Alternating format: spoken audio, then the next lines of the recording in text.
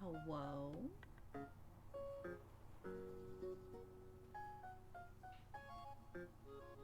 Hello?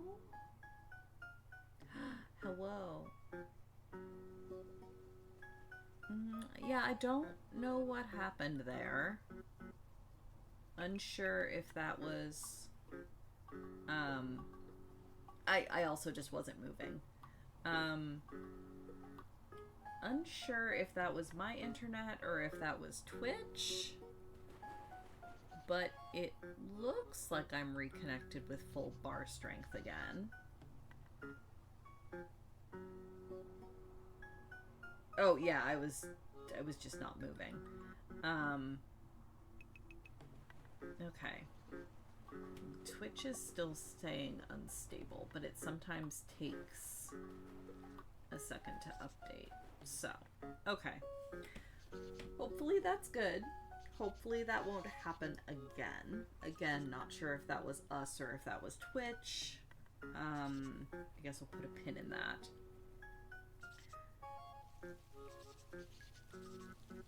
Yeah, exactly. The internet. I sit amazingly still when needles are involved. It's true. I do actually. I am always fairly conscious of where my needle is.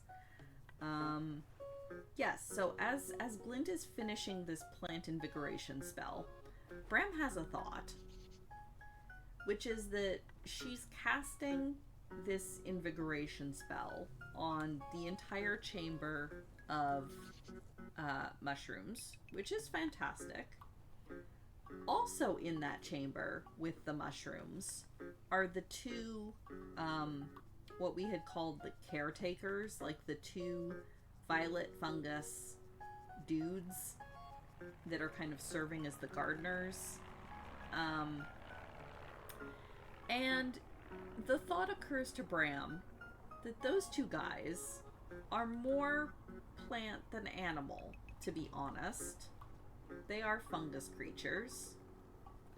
Therefore, they're probably going to get affected by Glint's invigoration spell as well. So he immediately grabs Glint as she finishes the spell. Bram grabs her and basically throws her over his back and looks at the others and just goes, "Run!" Because as the spell finishes, all of the mushrooms in the cavern, floof up. There's probably a not insignificant amount of spores in the air that we probably don't want to be breathing in, which is also, fine. But more importantly, the two fungus guys,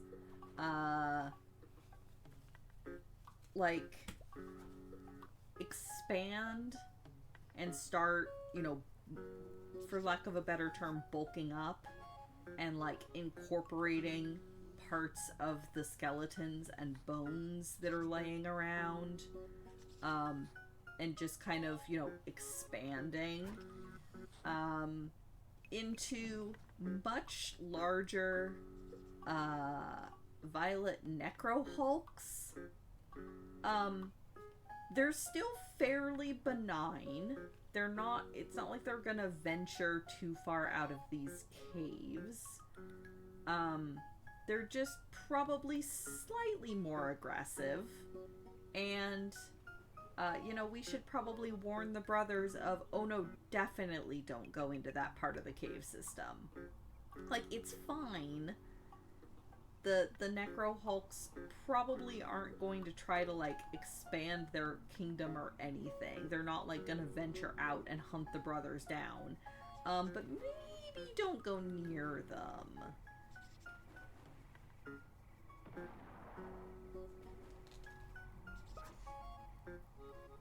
Yes, we have a day has passed.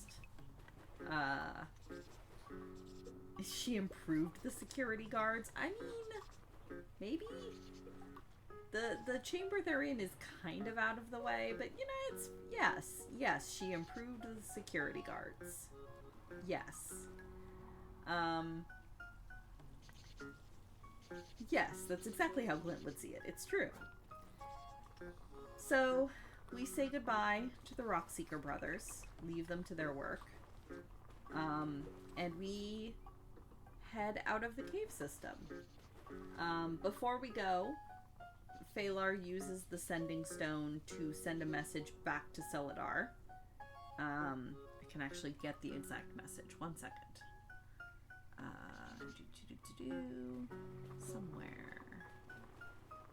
Somewhere in the Discord. Nope.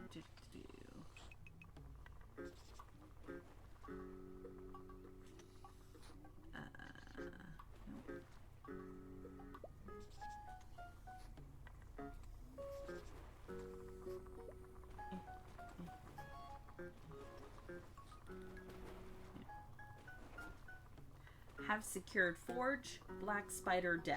Betrayed by follower who used ritual to turn into Scorpion Drider. Should we bring Kella's body for questioning? Oh yes, that was the other thing, before we left. In the entrance, we had left Kella laying where we had found her. So Landon goes over to try to cast Speak with Dead on her, because we've got some questions. But the spell doesn't work.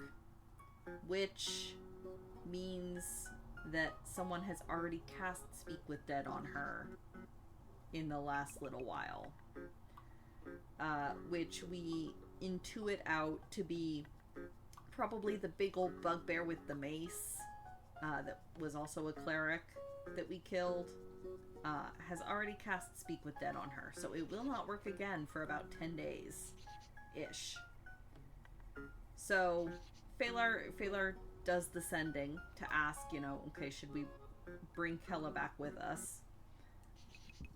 The answer he gets back from Celadar is basically, do whatever the fuck you want with her.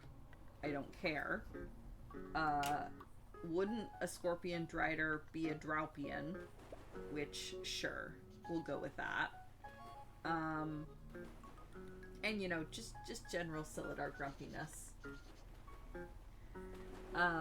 So we do sort of bundle Kella's body up and bring her with us.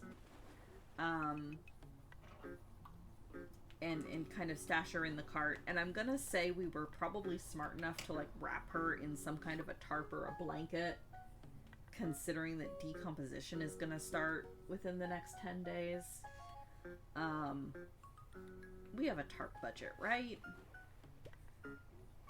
But we get her settled in the cart, and we head back for Phandalin. By the time we get back to Phandalin, it is about 8 p.m. So it's fairly late at night. Well, late enough that most shops and things are closed. We have a few things that we want to freeze her. So the problem is we could cast, like, say, Gentle Repose. But if we do that, then the timer for Speak with Dead won't click down either. It would just... It would freeze her in the state that she is right now, including the Speak with Dead timer. So considering that we want to Speak with Dead, we need to let the time pass. Which is, you know... It's fine. It's whatever. So we get back to town around 8-ish p.m. Oh, freeze as in cold, not as in Gentle Repose.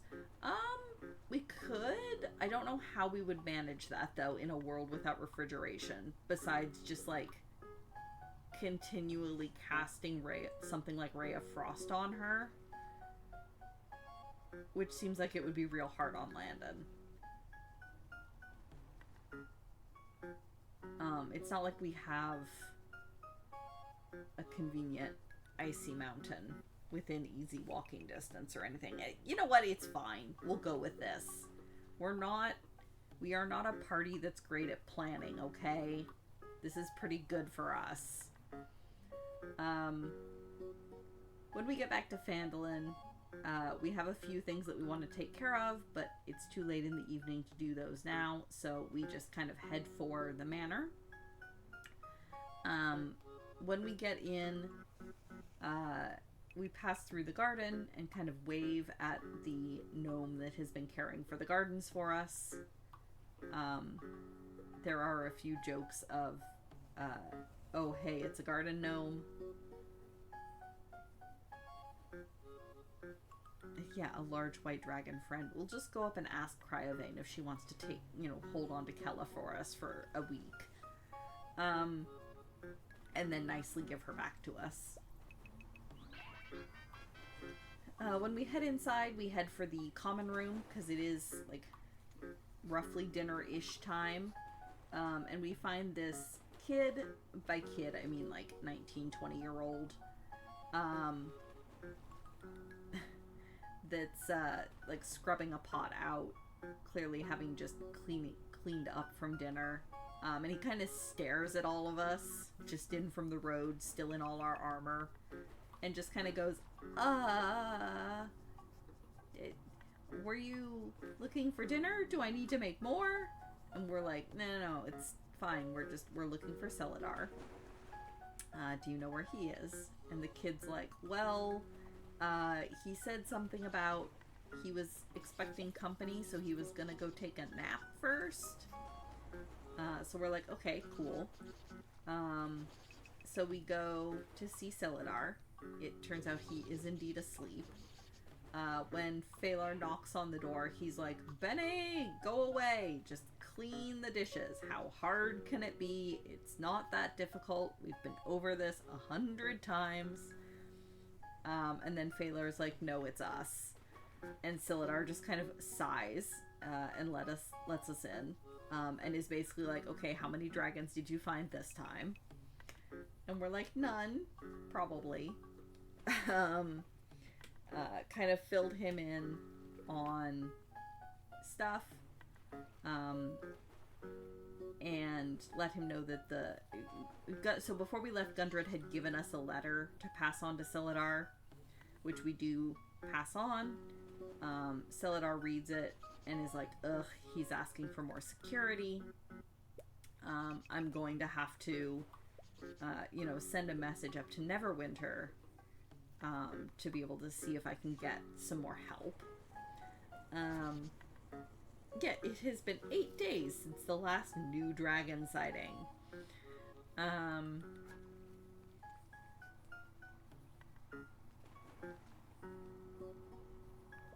So Celadar calls for Benny and is like, hey, I need you to go run into town, see if you can find a messenger. I need to take a message to Neverwinter. And so the kid runs off, and we look at Celadar and we're kind of like, what's with the kid? And again, by kid I mean like 19-year-old. And Celadar was basically like, yeah, the stupid kid thought he was going to be a miner, but immediately hit himself in the shin with a pickaxe. He's not exactly the brightest kid, but he means well. Darren recommended him, so we decided to give him a job, especially considering Kella's not around anymore.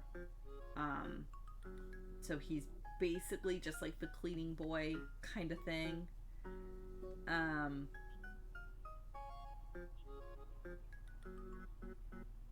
Yeah, everyone under 30 is a kid. Exactly. I work in a college. All of these college students are kids. Exactly. So Benny goes running off to try to find a messenger at night. We get the sense that Celadar just wanted to get rid of him for a little while. And then Celadar is asking us what our next plans are. And Landon is like, yeah, I think I'm gonna have to head back up to Thunder Tree, to where Kristella's remains are, to make sure to keep casting Gentle Repose and keep a watch over them, until we can find a more permanent solution. Because, yeah, an undead dragon is not a thing we need. We would really prefer not to have to deal with that. So Landon is probably going to be going his own way. At least for a little while. To go keep an eye on that. And Celadar suggests, okay, but take one of Ymek's goblin men with you. That way, you know, the goblins have been setting up like an information network, and they'll be able to run messages back and forth. So take one of the goblins with you. And Landon's like, okay, yeah, that's a good idea. The rest of us are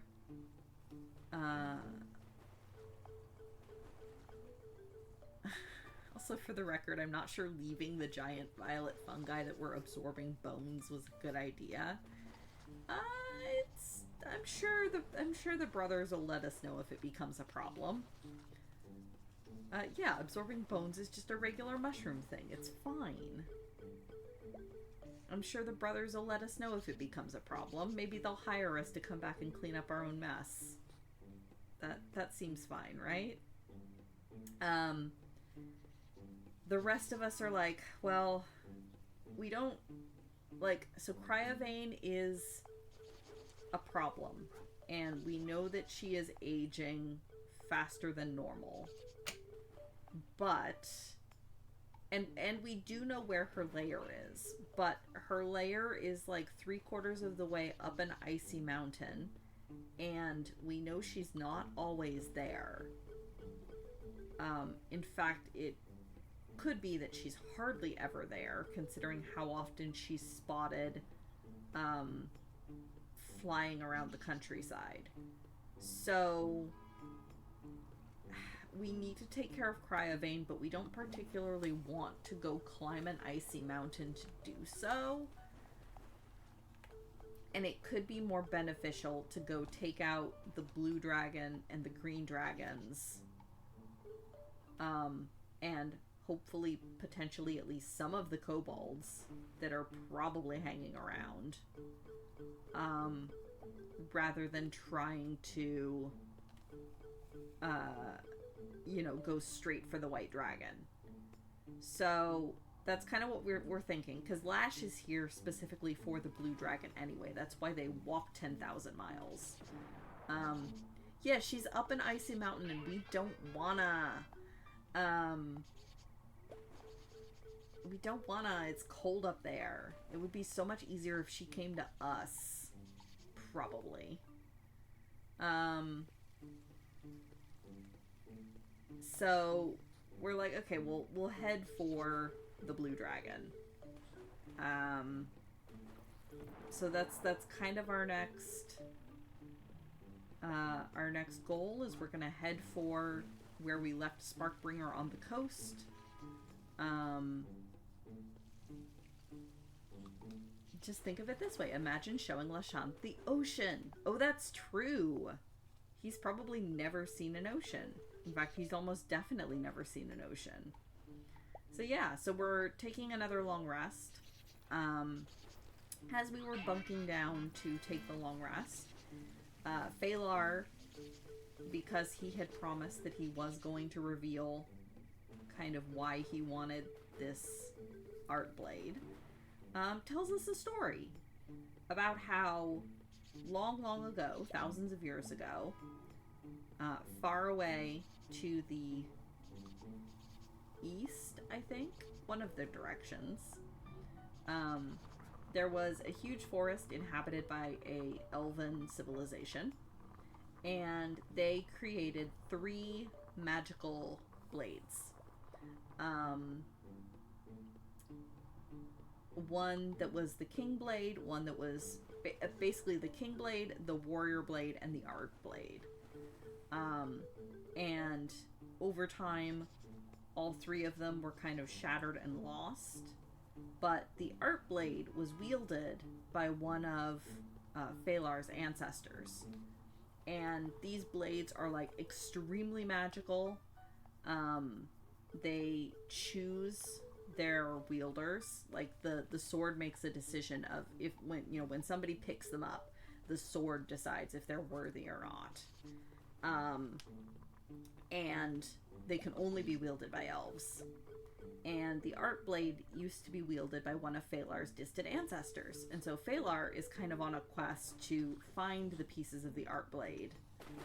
And hopefully be found worthy enough to wield it. He hasn't tried attuning to this shard yet, but he's found one of the shards, and so he's counting that as a win. So we all basically go, cool story, bro. And take our long rest. And that's where we ended session. So starting next session, we'll do some of our errands that we have to do in town. There's a couple things, and then we'll head out of town. Presumably Landon may or may not join us for at least part of the trip, since we're kind of going in the same direction for a little while. But that's a logistics problem for next time. Kitte's notes here say, Art Blade was wielded by an ancestor, elf named McElfface. Yeah, that sounds right.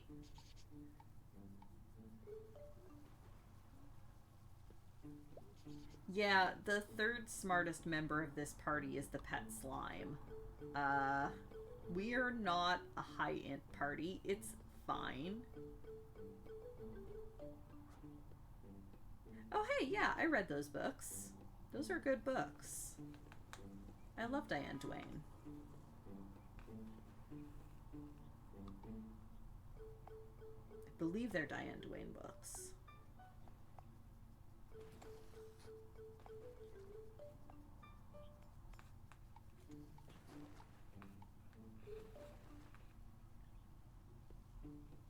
Oh yeah, by distant ancestor, he died like 800 years ago, so probably like 1 or 2 generations. Right, elves. Look, that sounds distant to Bram, and that's what matters. Isn't it Phalar the slime and then Landon? I think it's Phalar... Maybe? I thought Landon was above the slime. Oh, right, also Arendelle. She is also smarter than the rest of us. And unfortunately, I think she realizes it. Landon is tied with the slime. Yeah. Mint is great. We love Mint.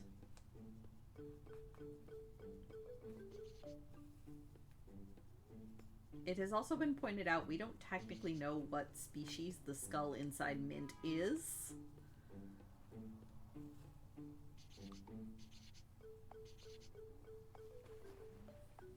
Oh no, literal pet slime. Glint, quite early in the campaign, Glint reached into a bag and touched a skull that had a gemstone embedded in the eye socket, and it turned out that was a baby slime that, like, psychically bonded itself to her, so now Glint just has a pet slime. It's fine. We love Mint. He's the party mascot. Didn't Mint have questions? Oh, sort of. When we were trying to explain to Arendelle that, yes, this slime person is definitely a dwarf, we kind of got sidetracked and we're like, oh yeah, he probably still identifies as a dwarf. Like, he still has a dwarven soul. And Mint was like, Mommy, am I a dwarf? And Glint's answer was basically like, you can be a dwarf if you want to, sweetie, but you should probably research the culture first.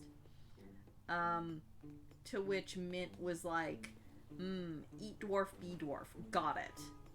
And Glint was like, no, sweetie. No eating dwarves without permission. You should ask the dwarf first. And, which, you know, just kind of confused Mint, as it would be. But then it was pointed out that we don't actually know what species the skull inside Mint is, so maybe they are a dwarf? That's for Mint to decide, I suppose.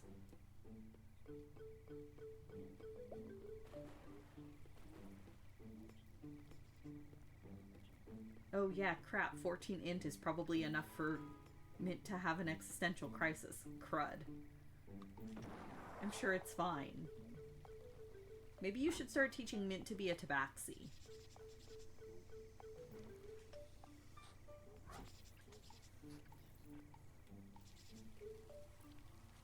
Yeah, start teaching Mint about the Cat Lord. I'm sure that's fine.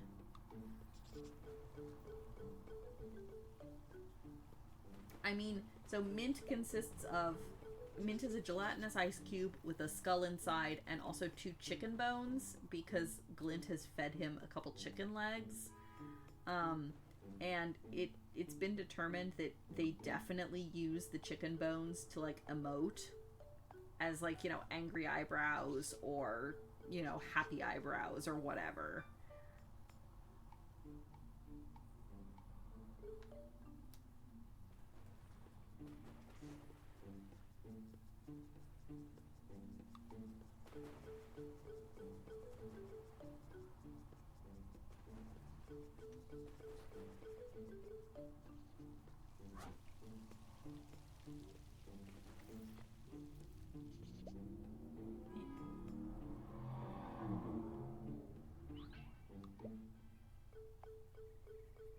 All we know about the skull is that it doesn't resemble any skull we've seen.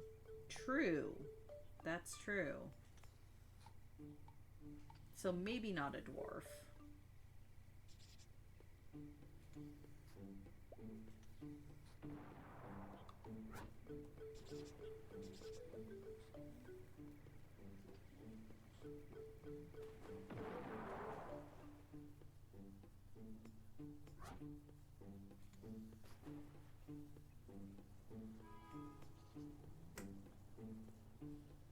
I'm sure it's fine.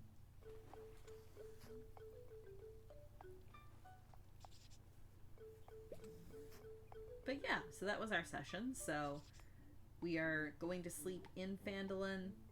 In the morning we will get up and run some errands and then probably head out for the coast, hoping to rid them of the menace of a blue dragon. And we decided on blue first, both because that's the one that Lash specifically wants to take care of, but also because the blue one is, like, actively terrorizing the countryside, whereas the green one seems, for the moment, to be just kind of hunkered down in one spot, sort of digging its way in, which could cause more problems in the future, but at the moment, the blue one is also closer. So...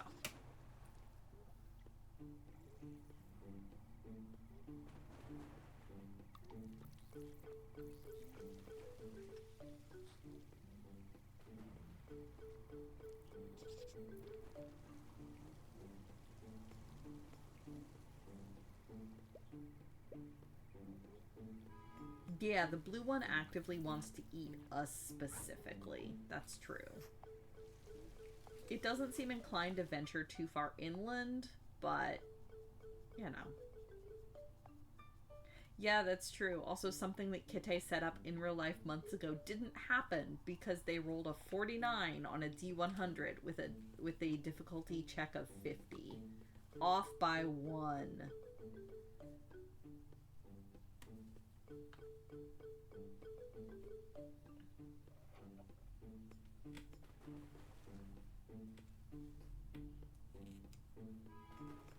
Also, that is all of this week's hexagons. So let me pull out this paper.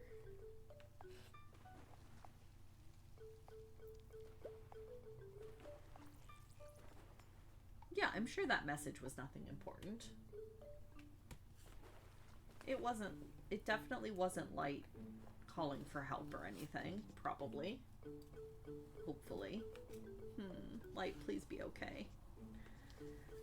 But yeah, so that's all of this week's hexagons. And it is noon, so I will take a brief break. Everybody get up, move around, stretch yourselves, grab refills on your drinks. Yes, exactly. Hydrate, stretch, do those things, and I'll be back in a couple minutes. Hit.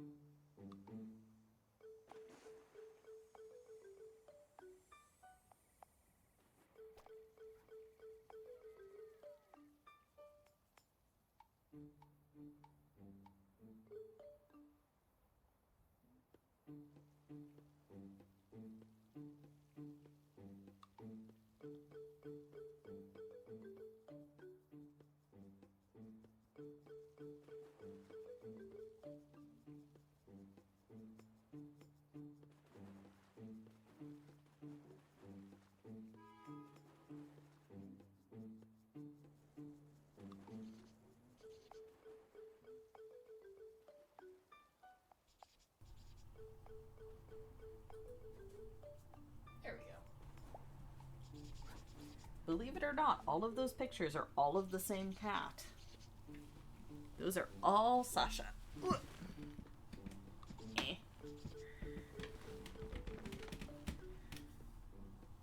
But yes, she is very good. She is currently asleep down on the couch.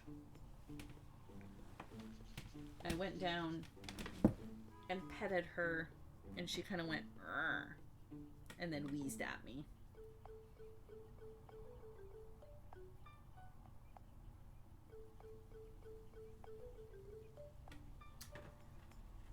You're gonna push the button. Couldn't have waited until after, or done it before I sat down. The button. I shall await the button rather than picking up a craft. It's all good. I am teasing Kite. There we go, the button. Alright, off I go. Ugh.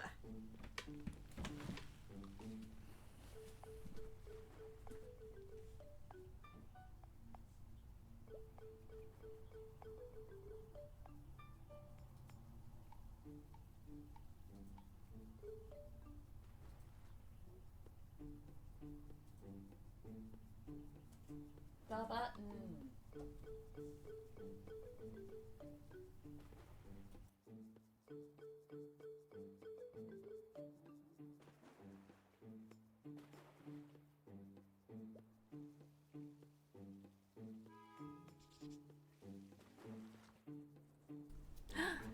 And Kite has resubscribed for the 34th month. Also, yeah, whilst I have an actual Twitch open. Oh my gosh, thank you, Kite.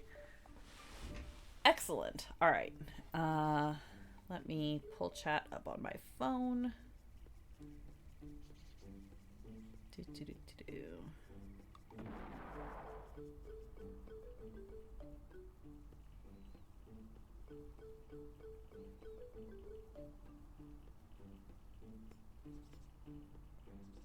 Yes, I know that's what I was watching the last time I had the Twitch app open.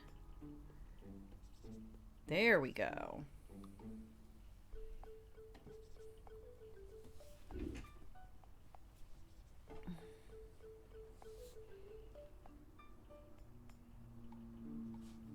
Been trying to be prompt on BGA after being stuck without internet for so long. I mean, that is the benefit of playing with friends. We don't generally care. Oh, crud, a new one. Okay. How do we play this? Okay. On your turn, place one of your cards to connect it to one or more cards already on the table. After you have placed your card, take a new card from the draw pile. If you can't play, you can place your cards under the draw pile and take 3 new cards from the top. Okay. The game ends when you manage to block off all the tunnels that you have, and you have won the game together.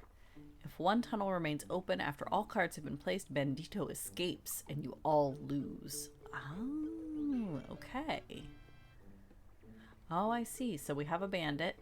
I think he's trying to tunnel out of jail.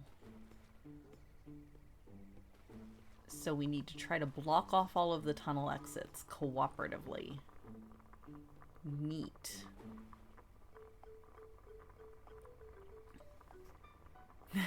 A game. Let's play. How? Yes.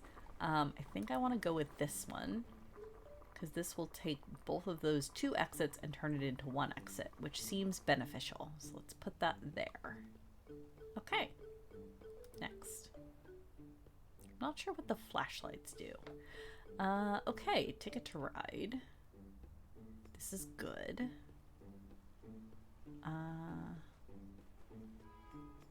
Let's do that.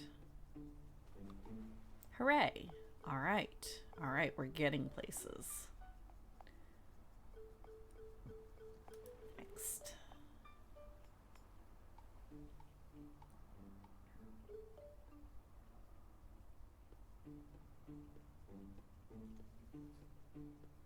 Given that within the friend group games I'm probably in over 50%, depending on how many other people are making tables, it can get very whelmed some weeks. Fair. Ticket to Ride is fun. I actually, I bought a physical copy for us for Kara's Christmas present. Past that. Let's discard a 2.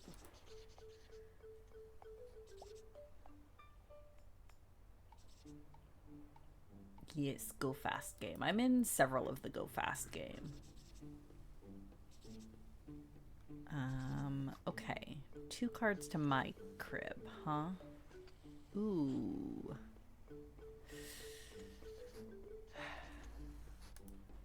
That's annoying. That's extremely annoying. Probably that. Alright, that's not a bad flop.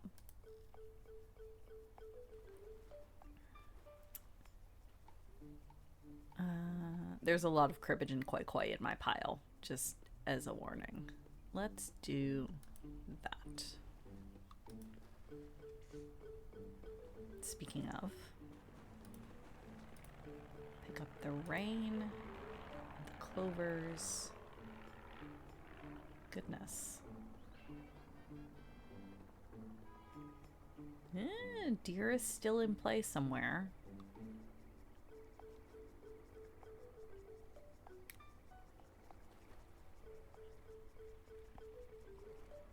Might be designing a side plot in tabletop RPG space that could be resolved with Go Fast game. Ooh. That's exciting. That sounds like fun. Okay, 2 cards to my crib again. Ooh. Probably this. Let's do that. Okay. Take it. More koi koi.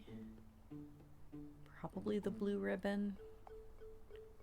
Yeah, let's take that.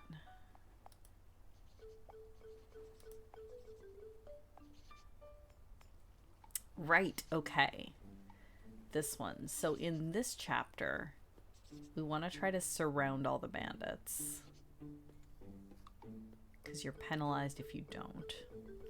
I don't think I actually need a single block anywhere. I think I'm actually pretty filled in.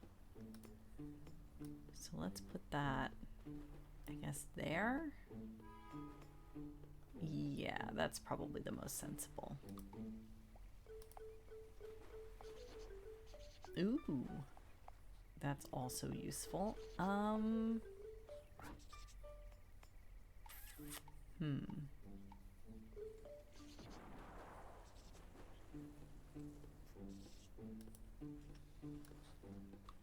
Probably something like here.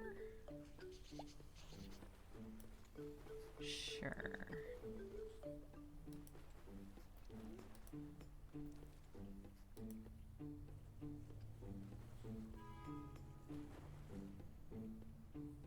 Doing a space setting, and you were like, what sport is this system into? And the answer is racing. Sweet. 4-part big race series: desert, urban, arctic, asteroid. And I figure if it becomes relevant, I could just have my players play heat to decide who wins the big series. That's actually a really cool idea. I like that. That's really cool. Okay.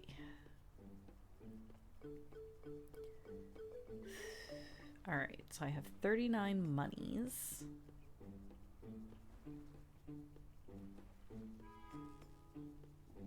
I have predators I could play. I have birds I can play.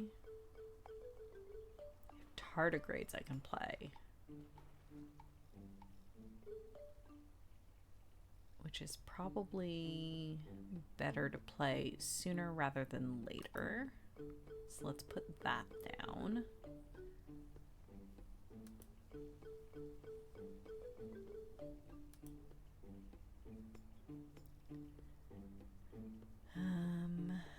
And then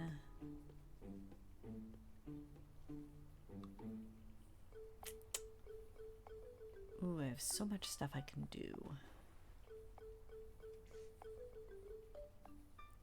Gain 5 plants or add 4 animals to another card. Ooh, I want to lay down one of my big ones first. So I want to lay down either birds or predators before I do that. So let's do birds.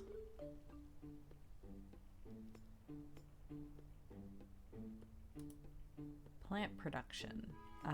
Sorry, Kite. You are the only other person with plant production. Ecological zone. Decomposters. Add animal to birds.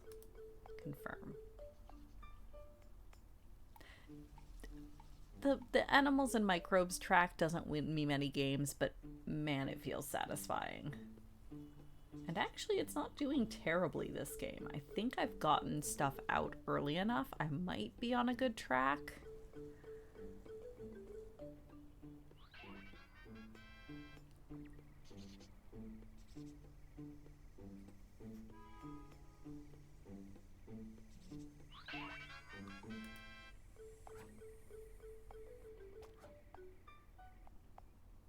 Recently had 2 separate boards where I didn't want to play ants because no one had plant production. Ooh, rough. Ooh, okay. That's so many jokers. That's so many jokers. Oh, actually, I think I can go out. Let's do that. Play that. Play that. And discard.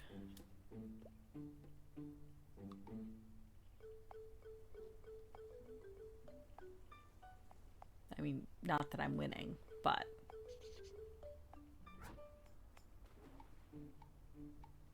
So many jokers. Yeah, it's true. Batman. Okay, not my turn. Next. Rummy. We love Rummy. I could pick up the 2. It's probably not a bad idea to pick up the 2. Sure.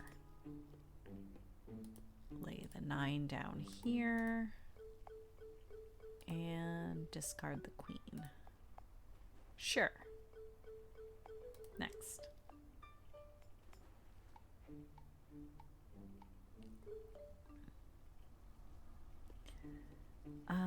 Okay. I guess let's pick up... Ooh, I could pick up the jellyfish. Ooh. Yes, I like that. Mean, but fine. Alright. There we go. Next. Wizard. Sure. Let's do that.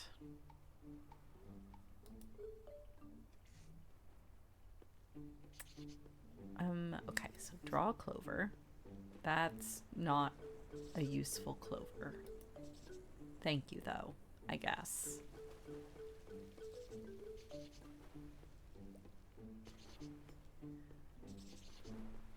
There's a very funny story from when I was very wee, and I decided my parents playing gin and shit, where my mom would say gin and my dad would say shit. Amazing.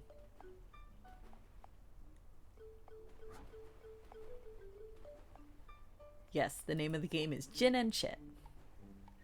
I love that. Surprisingly, Gin, one of the few card games I don't know how to play. Because I've just never been around anyone that also knew how to play. I know how to play, or at least I knew how to play, Euchre. Because I used to play it with my aunts.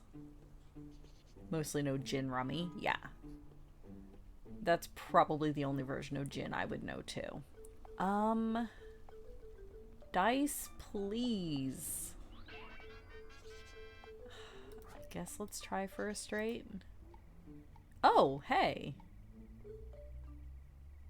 Oh, except I re-rolled the wrong one. Of course I did. Hey! That doesn't happen very often. I actually rolled what I needed. Damn. That'll never happen again.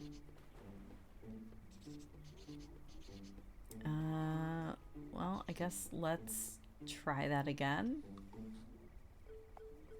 If I roll either a 2 or a 5, I'm good, right? Yes. Nope. Nope. Dang it. Sure, let's put that there. I don't need anything else in this category anyway. Alright, next.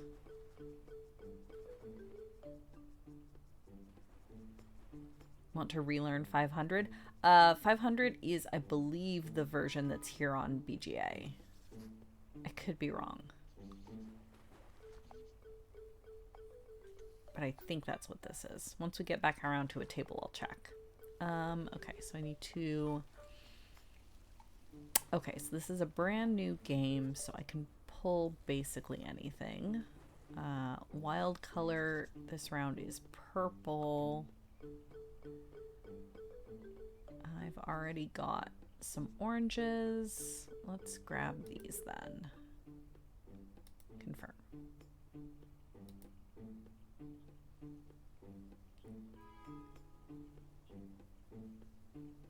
Pretty sure it's amongst the available variants, but whether it's the one currently picked, I don't recall. Yeah, I don't remember either. And my problem is I learned Rummy as just Rummy, but with enough house rules that it probably is one of the variants, but I don't know which one because we never called it by its variant name. We just called it Rummy. Okay, a 5 and a 5. I don't need another aminal. Suppose I could grab that. That's actually not a bad idea. Okay, let's take that. And then let's play that. And then let's grab one of these.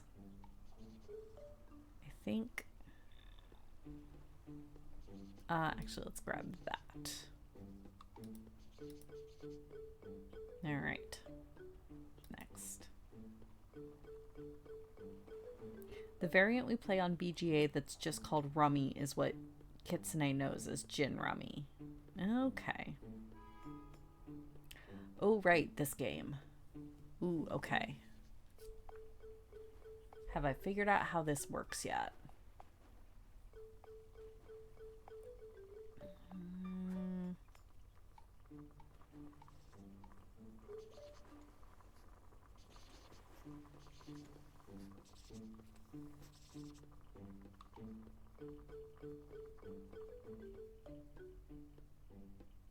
Oh, okay.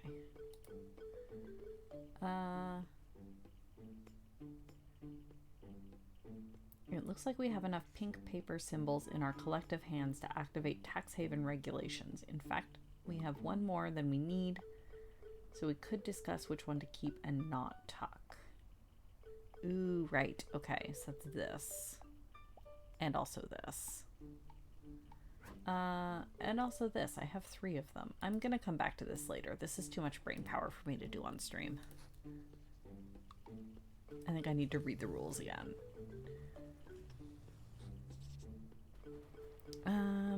Gin Rummy is a separate game on Board Game Arena, and that's what Kuma played a whole bus ton of against your grandmother. Oh, okay.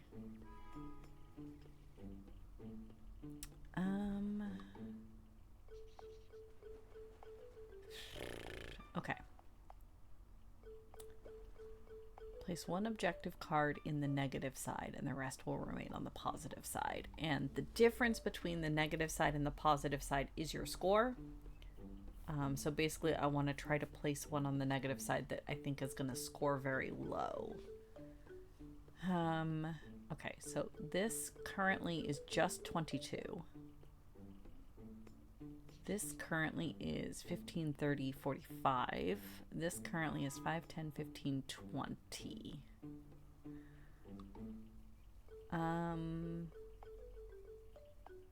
But depending on what gets dropped here. Ooh, okay. So probably either one of these. Let's do this one on the negative side.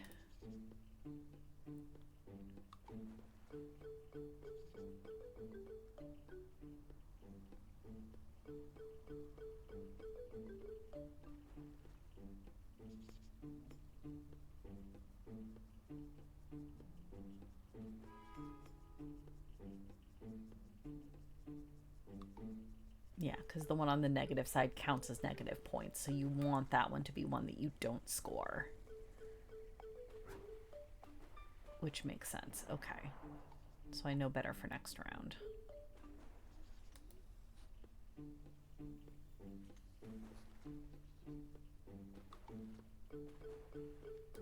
Alright, next. Ooh, flip freighters. Okay, yes. Let's see. Okay, I can put a last 3 in here. How many do I need to move this one? 1, 2, 3, 4, 5. I can go ahead and do that. Get that all the way moved.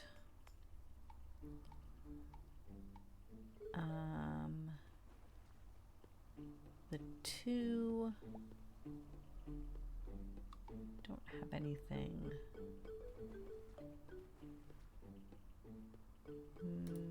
I guess let's go ahead and put it. I could go ahead and move this one. I don't think I'm going to be getting a... Oh, actually, no. I don't think I'm going to... It's probably better just to move it. They don't have to be fully full. Okay. In fact, sometimes they shouldn't be full.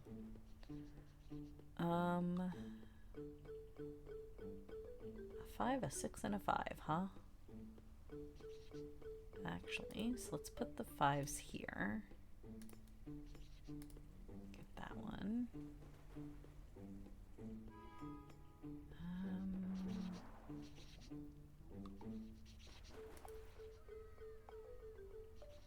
And we'll put the 6 there. All right, cool. That works.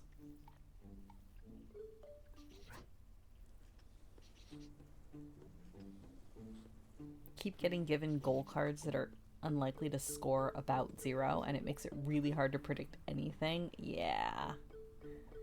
That's part of the fun of the game, though. At least to me. Okay, none of these are helpful. Let's draw clover. Also not helpful. Boo. Next. Okay. Black or blue? Oh, there we go. Let's take that. Take a shrine. Place that there. All right. Next. Ooh, hardback. Oh boy. Do I have the brain to do letters on stream? Is it cheating if chat helps me do letters on stream? Okay.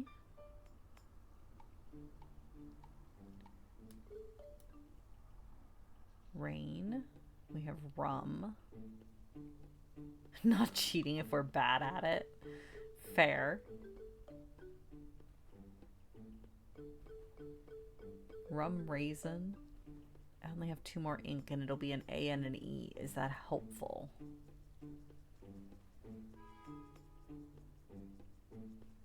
I mean, the A could go here. I do also have 1 remover.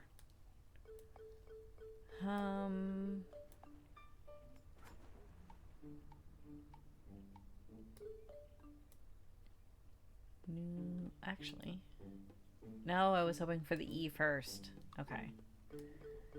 I could do like numeral.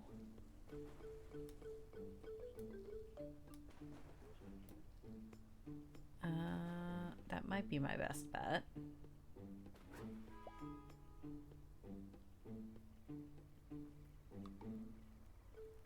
Look, I started using a word scramble tool and I have stopped playing these games because I felt bad. Yeah, I think numerals might be my best bet. Again, I could remove the ink on one of these, but I don't think I would be able to rearrange it into anything better. So I think it's just LS. That's spelled correctly, right? Yeah, that's spelled correctly. Okay, do I want monies or do I want victory points? I mean, it's not like victory points is gonna help me. But is monies help? I don't think money is helpful, actually. Let's just go with the victory points. Cool. Next. You can use the lookup at the top and that will tell you if the word is in the dictionary. Oh, that's helpful. Thank you. I didn't actually know that. Okay. Now, I want to put those here and pick up... What did I want to pick up? Probably green? Or was I hoping... Actually, I think I was hoping to do it here. So let's do that. And take a bonus tile, which can be...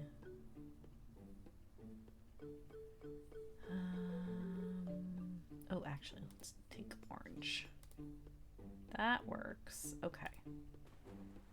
Next.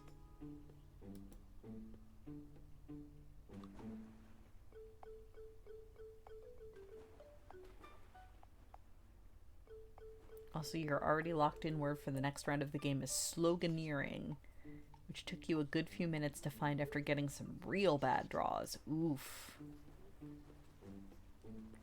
Okay, go fast game again. Ooh, start of a new go fast game. Or new go fast round, at least. So, let's do that. Yeah, I have all my heats in the engine. This is fine. Let's do that.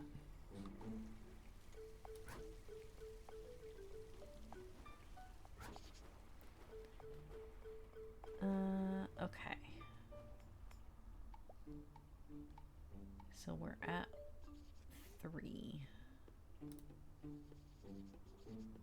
Do I just do that? How many heats are in my engine in this one? Ooh, I have all 6 heats? Ooh. Let's do that then. I think? No, let's do it this way. Keep my card numbers up.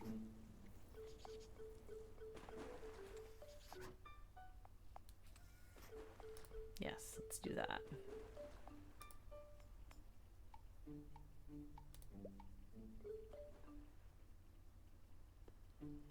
No. Okay, that's fine. Next. Okay. I am red. Oh, I'm actually doing pretty poorly this round. Okay. Okay.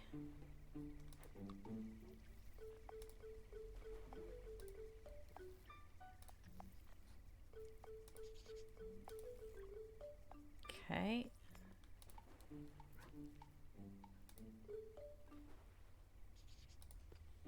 Ah, dang it. Next. Could go for 6 speed and pay all 6 heat but cross both barriers. Ugh, I know. I should have done that. I should play more aggressively than I do in that game. Okay, I must play a card, huh? Let's do that. Okay. Hand and foot. Draw our cards. Wow. Good lord. We need 150 to open.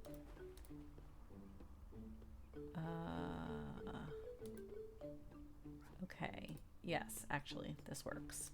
Meld that. Meld that. Hooray!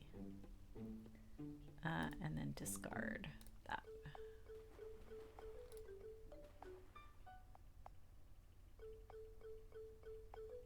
Sacrificing all heat and ending in gear 2 with a long straight ahead is actually kind of bad because you can't get to gear 4 or flip bonus cards. Yeah, that was kind of my thought. Okay. Butterfly? Probably butterfly.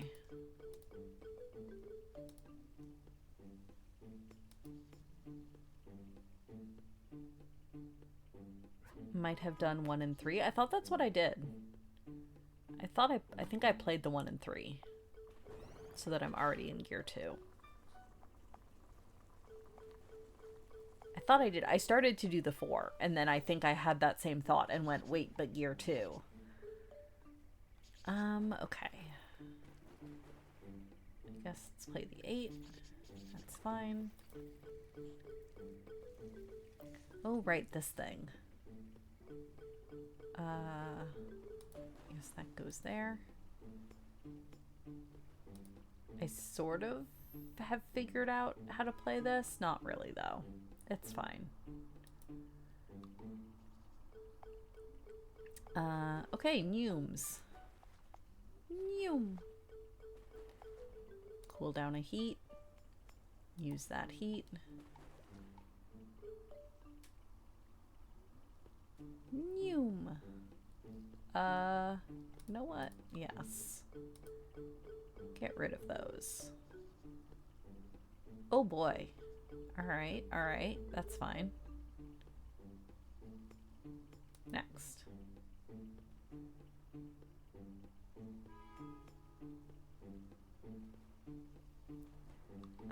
Okay.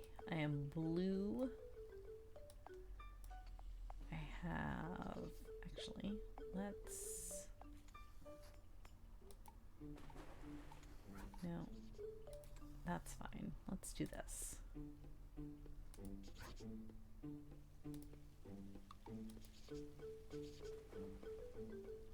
Okay, hearts, that's fine. We'll play that.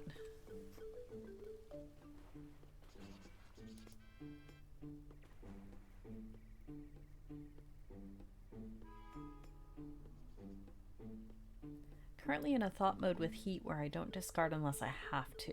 I don't know if it's a good mode, but it's what I'm doing. By all means.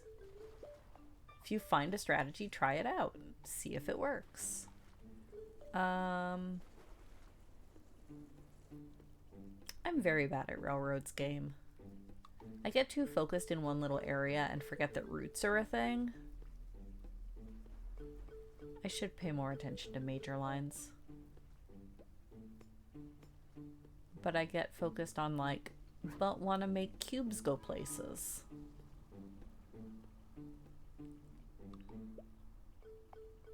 But what if cubes go places?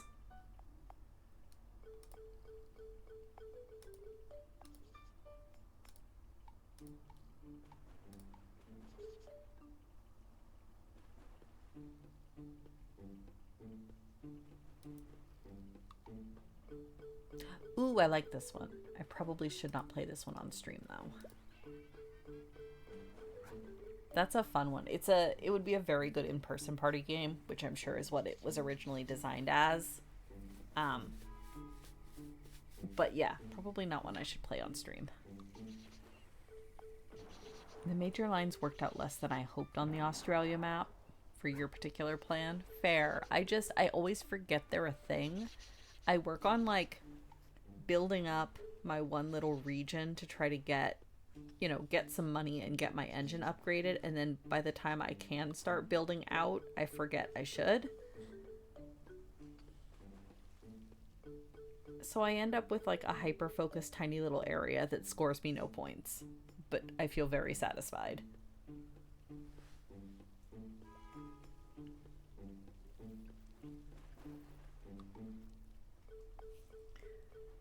Okay, let's do that. Yes, let's do that.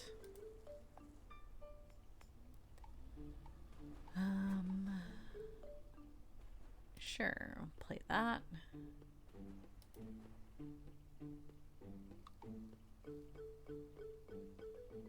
Dang. Nobody wins this month. That doesn't happen very often. Ooh. Okay.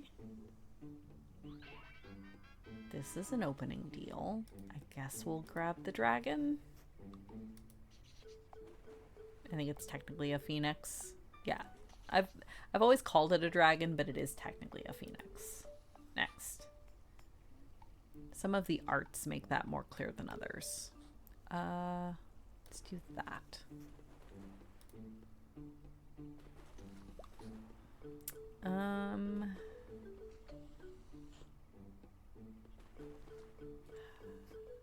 Where is the crane when you need it? I guess let's grab that, because that's a ribbon at least. Should really sit down and learn Quite Quiet at some point. It's a lot of fun.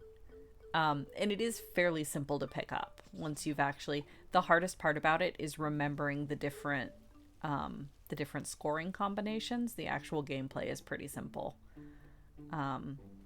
It's a matter of you lay down one card. If you can make a match to the table, you pick them both up. Currently I can't, because there's no other maple and then there's no other pine. So I guess I'll lay down the pine. And once you lay one down from your hand, you draw the top from the deck. Same thing, if the top card from the deck matches any from the table, you pick them up. But in this case, it doesn't, because I don't have good luck at this game. And now it's Kitay's turn. But yeah, and your goal is to pick up specific combinations that score points. And honestly, the hardest part is learning what the different combinations are.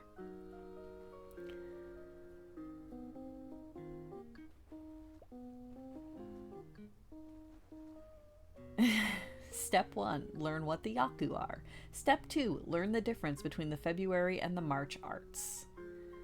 That's true, and there is a convenient pair of buttons at the top. So here, I can click that shows you the different scoring combinations. So like when I talk about deer, boar, butterfly, that's what this is. Those three together score more points.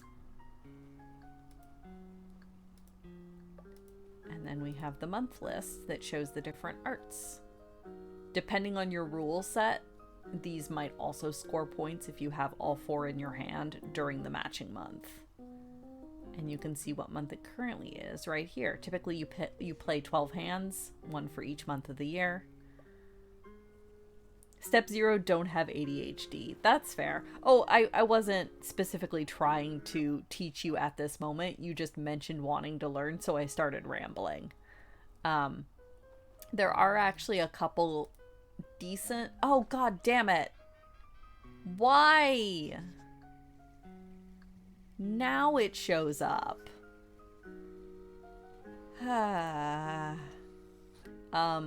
There are a couple actual online, like, AI or, like, computer opponent tools, which is how I learned how to play. The one that I used is a cheating bastard, but it taught me how to play the game. But yeah, we probably shouldn't play out the entire game on stream. Why not, Kitty? We've done it before. It's fine. I mean, we are only in February, but we've done it before.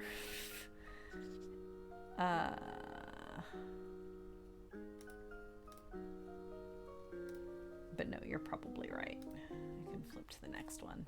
Let's see. I'm listening. What did you say? Fair.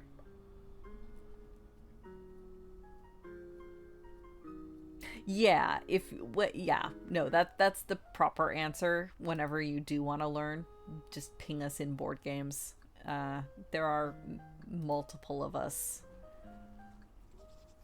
Alternatively, maybe go watch the movie Summer Wars. It is a fantastic movie. And it involves Koi Koi, and it is what inspired me to learn the game. Because it's a very good movie, and it makes Koi Koi look very dramatic. Some might argue needlessly dramatic, but I don't know. It's just very fun. Alright, next.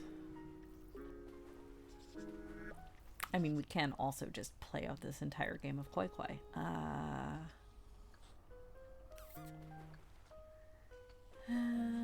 Probably Clover. Yeah. Sure. Dang it. He had a 7. I play this for more points.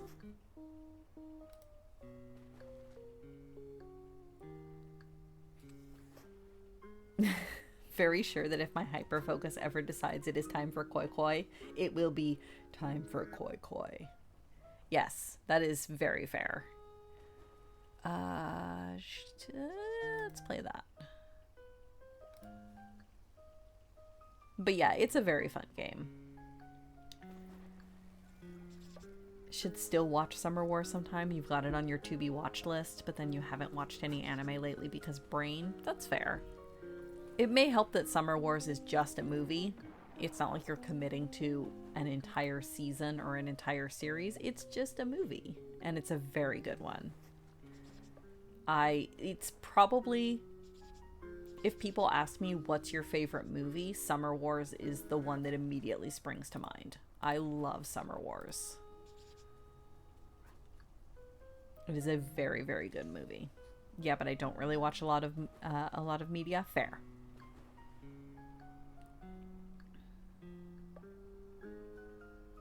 Yeah, Summer Wars was, so it was the same director that made the first Digimon adventure movie. And you can tell that at the time he wanted to make Summer Wars, because if you've watched Digimon R War Game and then you watch Summer Wars, it's basically the same movie. It's very fun.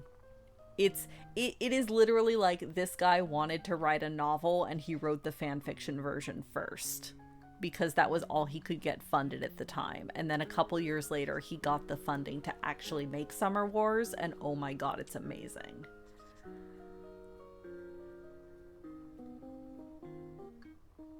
It even looks kind of the same. I want to say he might have contracted the same animation studio. I'm not 100% sure on that, but I think it might be the same animation studio.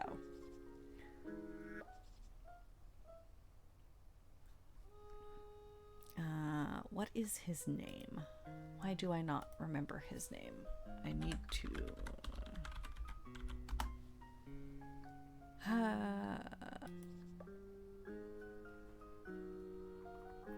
Hosoda. Mamoru Hosoda. That's it. He is the same director that did The Girl Who Leapt Through Time, is probably the one that he's most known for. But yeah, it is an excellent movie. Highly recommend it. No, that's not the button. There we go.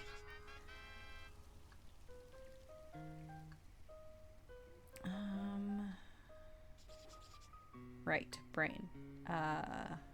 Rain? We'll go with Rain.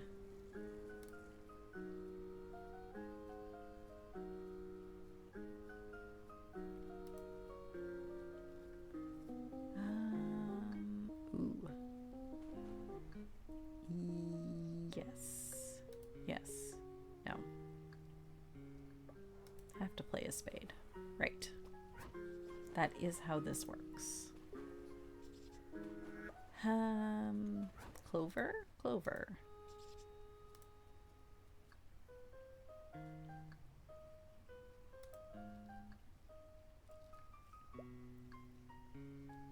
Sure. Play that for 1 point.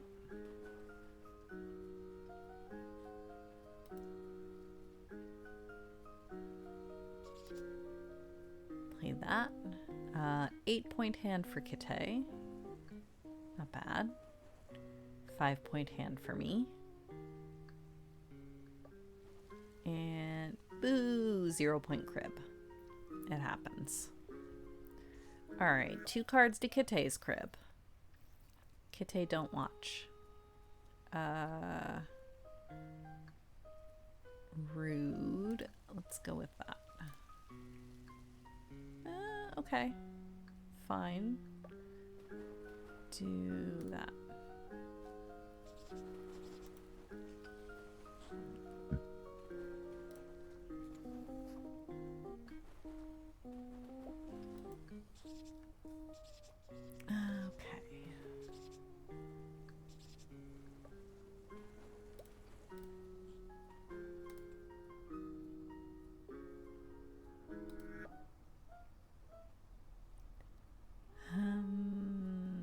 Clover.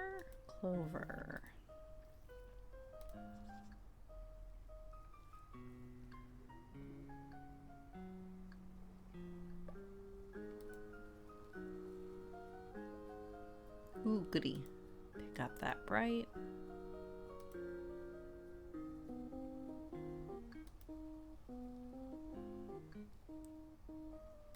Play that. 4-point hand for Kite.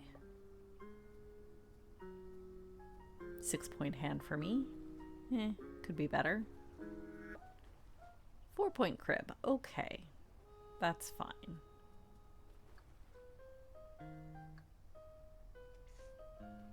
If you haven't heard of Anime Crimes Division, which I don't think I have, Holy shit, is that worth a few hours, maybe 3, to go through both seasons on YouTube? Police procedural in Otaku City where everyone watches anime? Oh dear. That does sound entertaining. Okay. Kitte's crib, huh? Let's do that.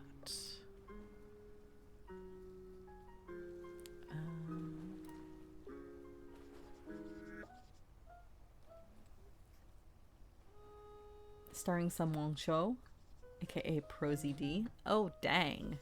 Yeah, I'll have to take a look at that. That sounds fun.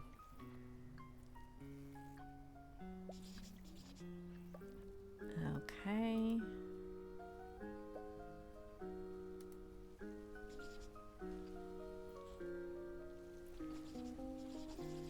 Seven-point hand for me. Oh, getting up there. We're at 101. 6-point hand for Kitte. 5-point crib. Okay. 101 to 101. Love that. 2 cards to my crib. Why this? I guess we'll go with that.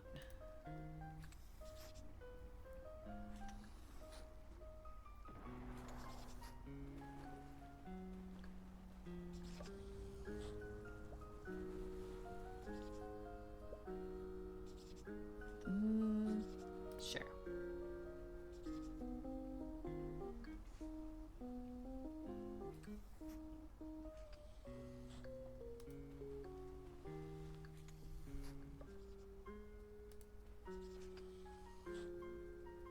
Oh, dang. All face cards for Kitte. 9-point hand.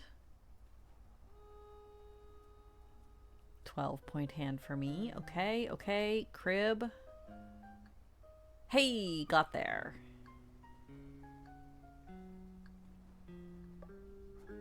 Ah, Kitte had to put a 5 in my crib. That would do it. Okay, 2 cards to Kitte's crib. Let's do... Sure, let's do that.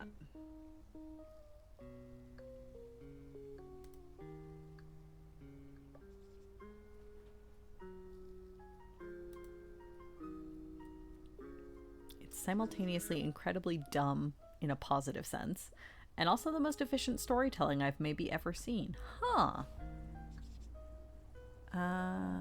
That.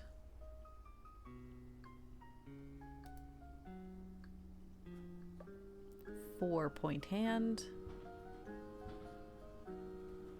6-point hand for Kitte. And 0-point crib. Love to see it. 2 cards to my crib, eh? Let's do... Yeah, I guess that'll work.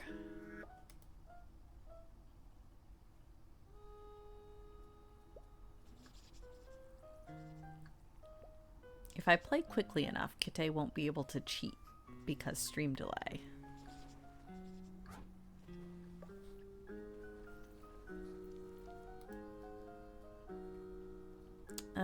Okay. Ooh. Yes.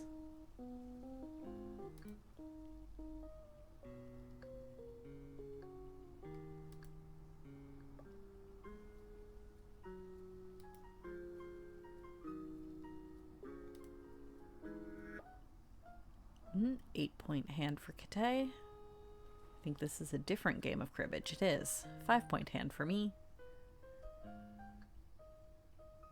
And a 9-point crib. Sweet.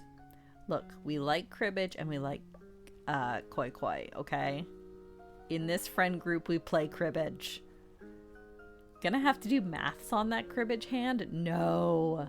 Don't do it, Kitte. Just follow your heart and jam cards like I do.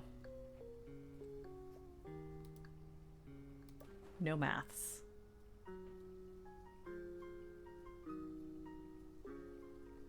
Didn't see what I have. Oh no, Kitte has ace, ace, 2, 3, 4, 5. Oh, that's mean. Yeah, it's rude when the cards do that kind of thing. Oh, come on.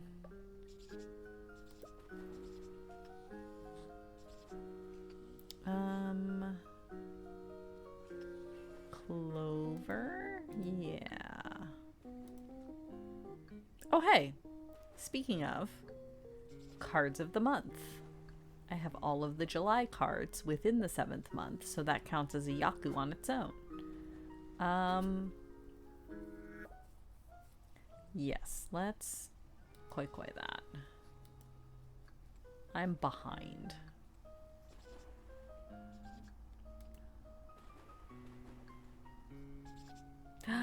Folding crib board. I keep threatening that I'm going to teach Kara how to play cribbage, and I haven't yet.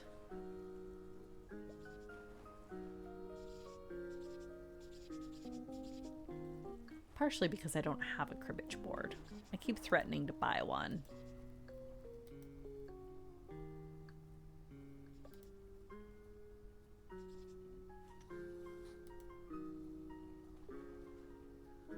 Crib is so easy to learn. I've done it at least 4 times. Fair. Yeah, I learned it in like 5 minutes. I don't remember if it was Kite or Kuma, but one of them was like, you should learn to play cribbage. And I was like, okay, I like card games. Yeah, I guess let's discard that.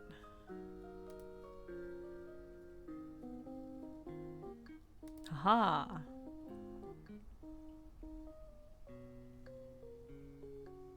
You only really need a 52 card deck and a place to write scores. The board is cool though. Yes, that's true. You also need the ability to count to 31, which some days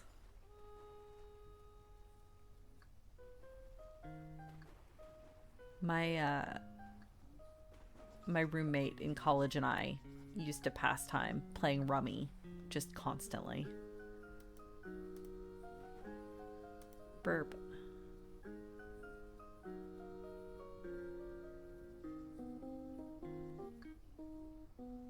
The board is part of the cultural oeuvre.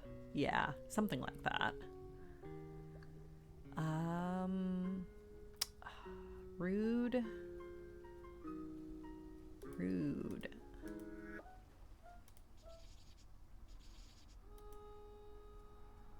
Ooh. Oh, ooh. Okay. Okay. Whew. Generally, I take an extra heat card. Unless, like, something else really jumps out at me. Having an extra heat card tends to be pretty strong. I think that's what I'm gonna take here, too. Maybe one of these. If it was a higher number than a 2, I would. Ah, but it's reduced stress and cooldown.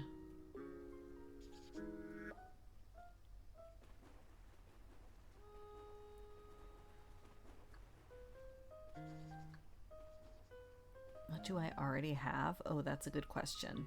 Is there an easy way to tell? Oh, I already have a spare heat card. I think that's what I grabbed last time. So maybe this one? I think maybe this one. 4-wheel drive can combo real well. That's true. Boost your speed by 1 for every plus symbol used by you this turn.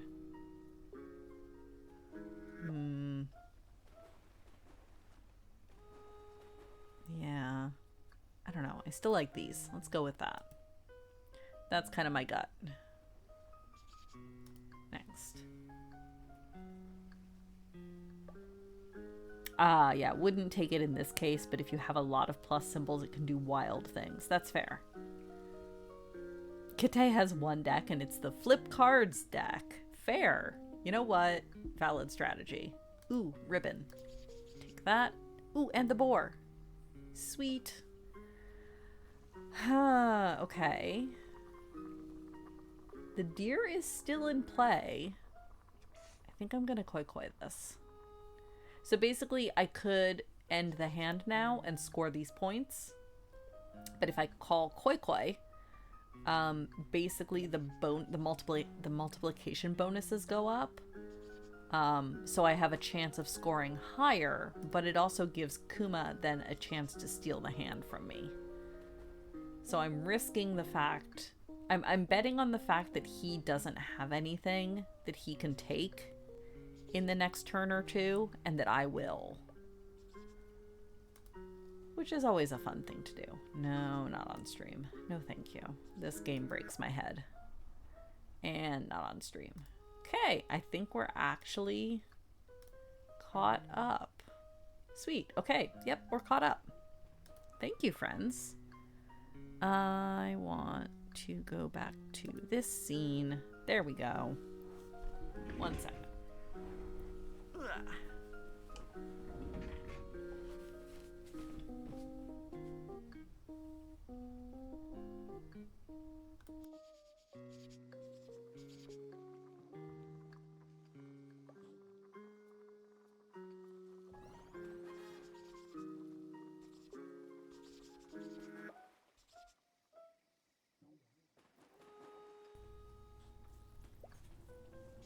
Does help if I unmute myself after I move the mic back.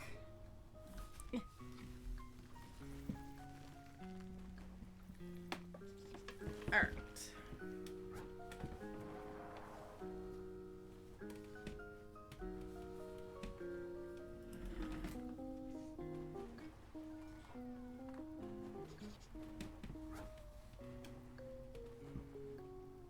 Turn the laptop back on so that I can see chat again. You know, all the things.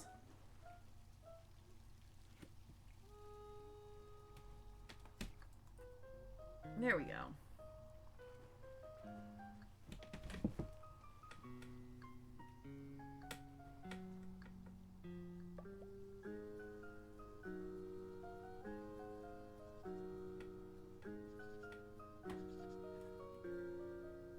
Okay, so we've got about an hour left in stream. I guess let me pull my pattern open and let's do some crochet.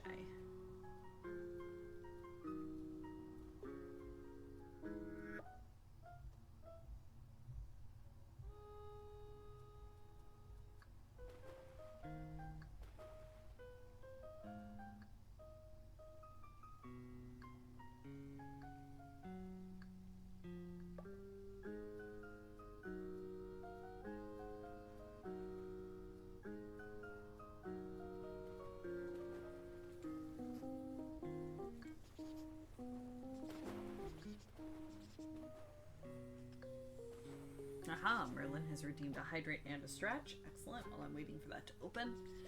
Everybody else should also stretch and hydrate. You are not exempt. Viewers are included. Please stretch and hydrate.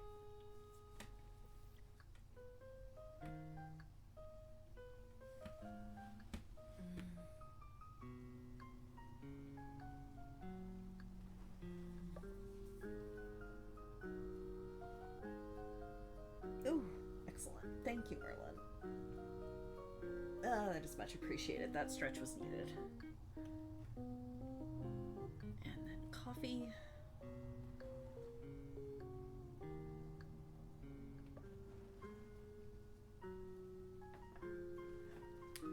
Okay. Yes, open that pattern, please.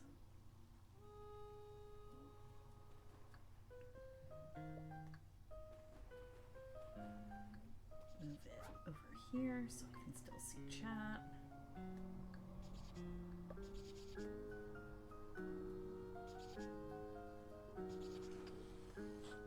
And then actually change it to the view I want. Scroll. Scroll, scroll, scroll. There we go. Okay. Right. So, when last we left our scarf.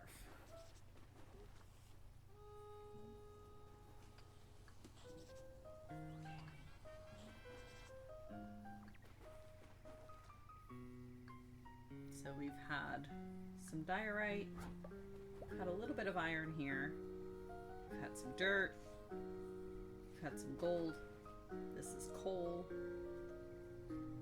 and we're getting there. It's probably hard to tell on camera, but the iron and the dirt is in fact different yarns.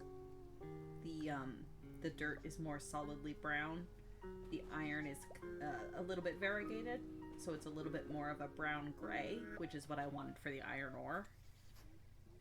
So yeah, we're getting there. We're almost to a boring bit where I'll have several rows of nothing but stone, as befitting Minecraft.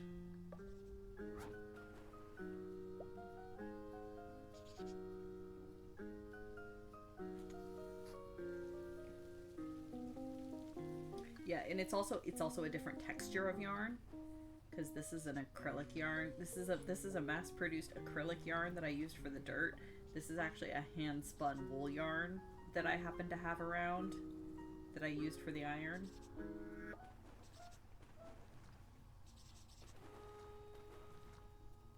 So it's a different weight and texture to it too, which I thought was kind of neat. A boring bit, the Minecraft experience. Yeah, something like that. Was I punching a chunk all during D&D yesterday? Maybe. I mean, to be fair, normally I'm fate farming in FF14. But I was on a different computer in a different room, so I played Minecraft instead. Minecraft is what I do when I need to have my brain occupied by other things, or my brain is too fuzzy to be occupied by other things.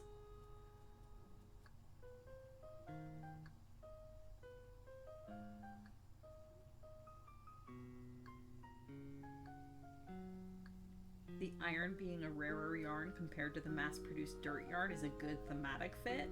Yeah, I hadn't even thought of it in that way, but it actually really is. I'm planning to include a card it'll have holes punched in it, and what I'm gonna do is take a short length of each of the yarns and tie it to the card. So you'll have like a card with a length of each of the yarns, and then I'm gonna label what each of the yarns is. So they'll be able to see like, oh, okay, this one was iron, and this one was tough, and this one was diorite. Oh yeah, Max, if you hadn't seen it in the Discord, this is what I'm working on for Desert Bus this year. Obviously, applications have not opened yet, and if it is not accepted, I will be happy to keep it for myself. But that is my plan, is that this will be my Desert Bus craft this year. I punched a chunk and mapped the wall, and now it's a scarf.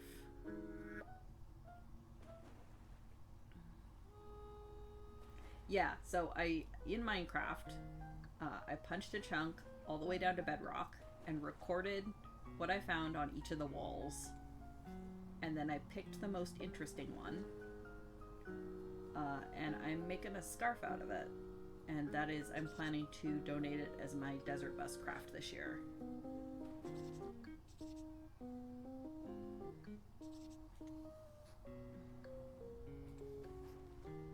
Technically, I am planning to make all 4 of the walls eventually.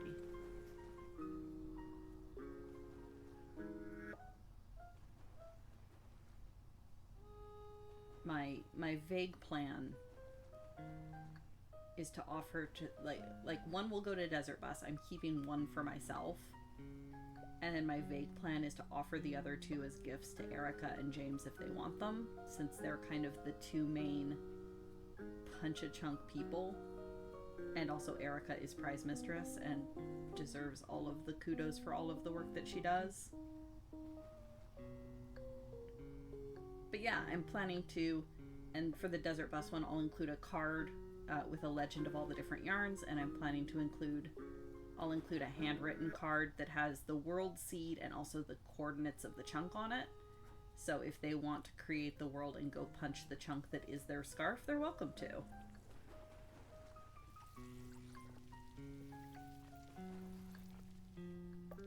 But yeah, I quite like this craft idea, and it's turning out really, really well. I really like how this looks.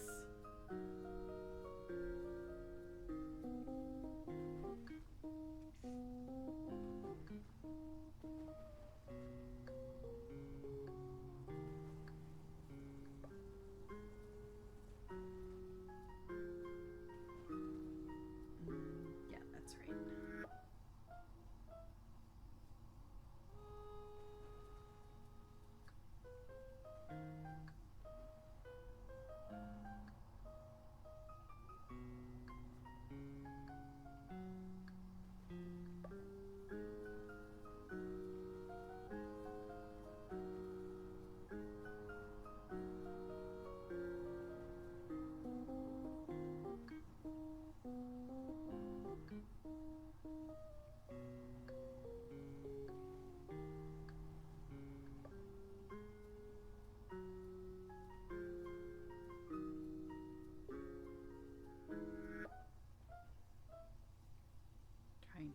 attention to make sure I don't botch this stitch again.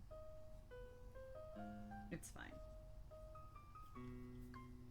Half blocks are totally a thing in Minecraft. It's fine. Doesn't matter that I made a mistake 8 rows ago that I can't fix. It's fine. It gives it character.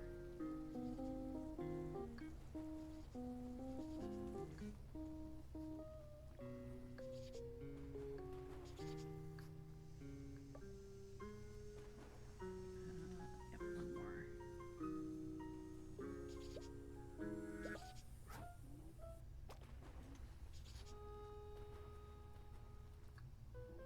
Making a mistake 20 minutes ago and living with it is the Minecraft way. You know what? Yes, that's a valid point.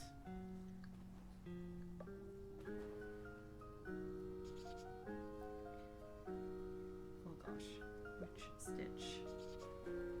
That one? That one. Yes, that one. About to head to the store to get some baby yarn. I cannot help you, Merlin. I cannot come with you because I will leave with far too much yarn. But I wish you luck. Good luck in the trenches, my friend.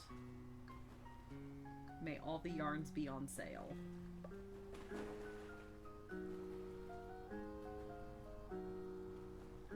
Okay, so that's that row done.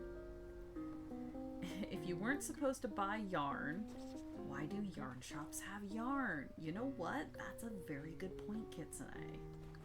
So clearly we're meant to buy all the yarn.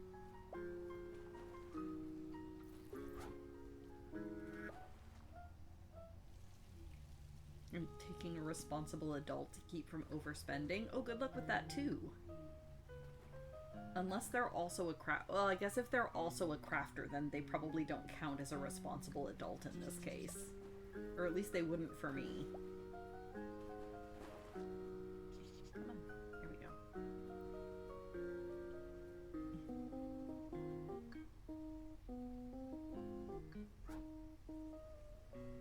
Okay. The yarn on this side.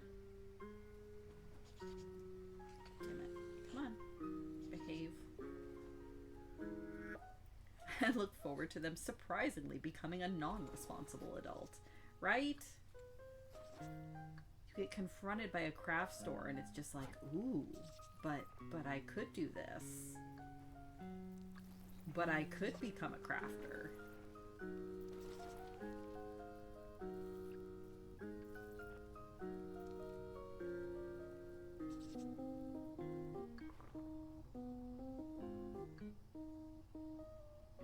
Because of the yarn, yes. Your uncle ran a game shop. I would perhaps not recommend owning such a thing if you wanted to remain being a responsible adult. Yeah, that sounds right. Okay, cool. Coal is done for now. And now we're on a 1, 2, 3, 4. Yeah, the next 4 rows are solid stone. Nope, don't need that. This. So let's see if I manage to remain focused and awake.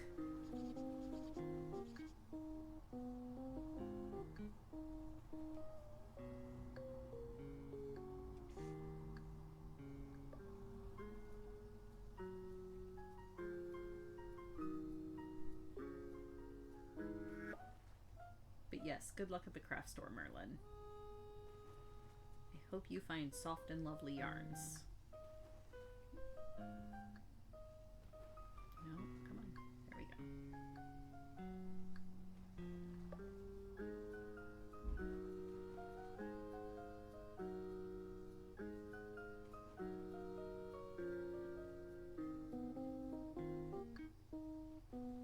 The local big game cafe Interactivity used to be a game store run basically at a loss as a hobby. Yeah. I believe our local game store was similar.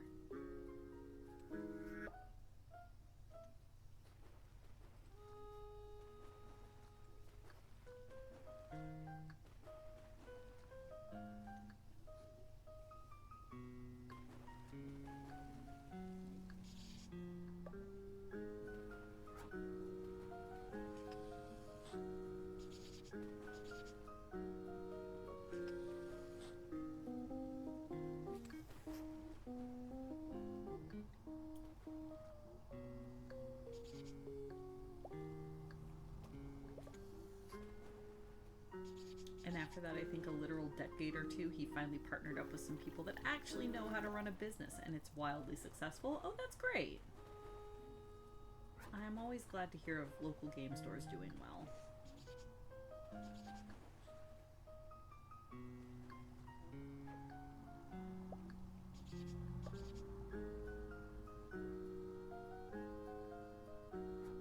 Especially since the one that I used to work at is a little bit of a trash fire. Or at least it was when I stopped working there. That was a decade ago.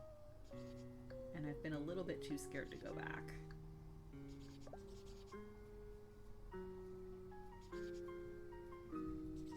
Oh god, that was a decade ago.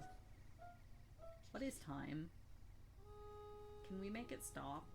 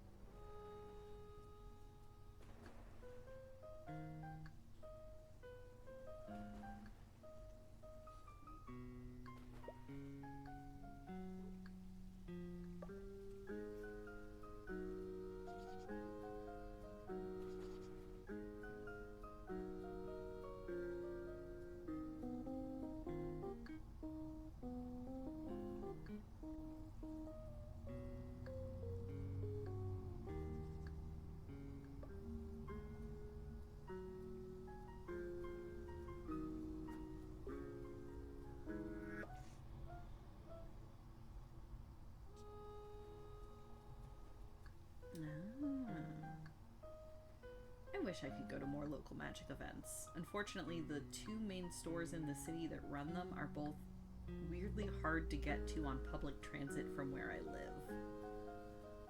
Also, what is time and energy?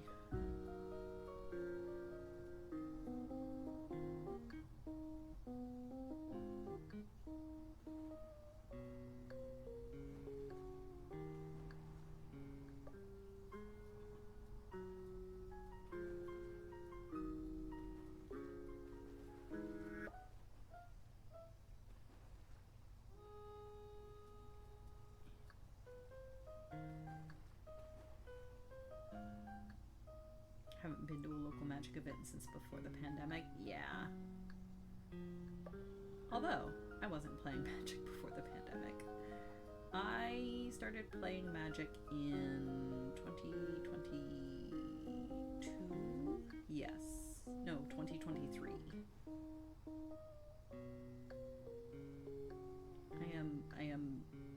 I was aware of Magic before, obviously. But I didn't start playing until 2023. I'm a baby. I'm a Magic baby.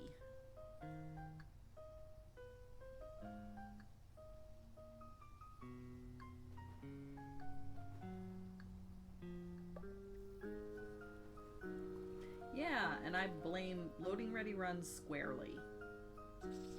I was watching their Magic content just out of interest, and I was like, oh, this actually looks pretty fun. I could play this. Arena's free. I could play on Arena. So I started playing on Arena.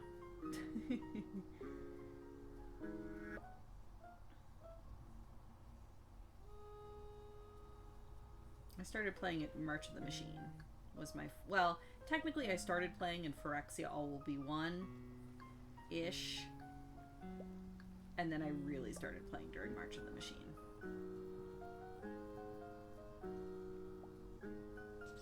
So yes, I am a Magic baby.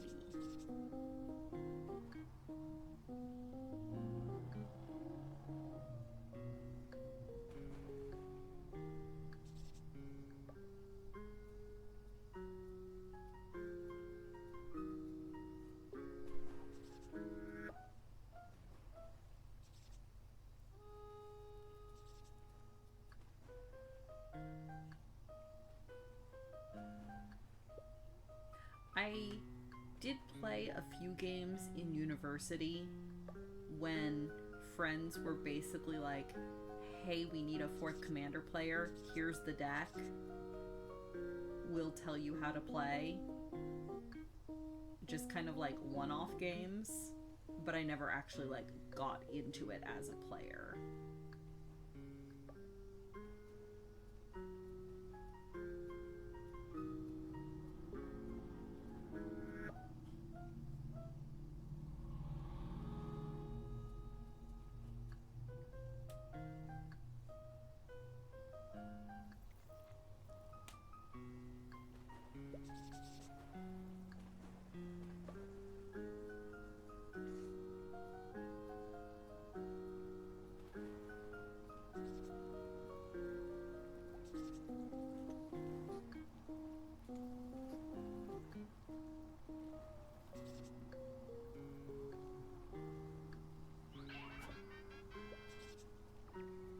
Dabbled a bit, but only realized how much money it was draining to keep up, so you dropped it and only looked back for free arena. That's totally valid.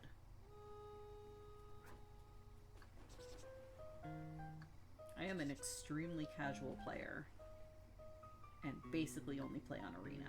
I own a single commander deck that I got as a gift and haven't even actually played with because I don't really know anyone in real life that plays.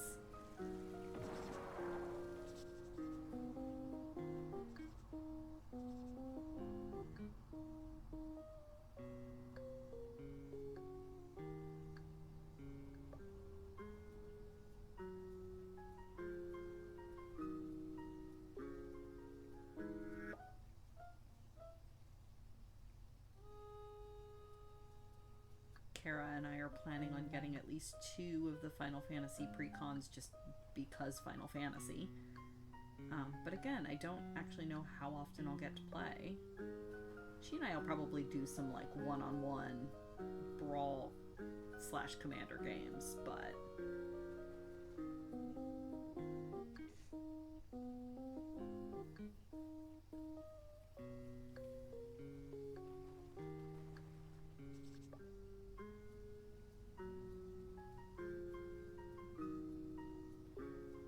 again, we don't have a lot of people that we know IRL that actually play, so we'll see.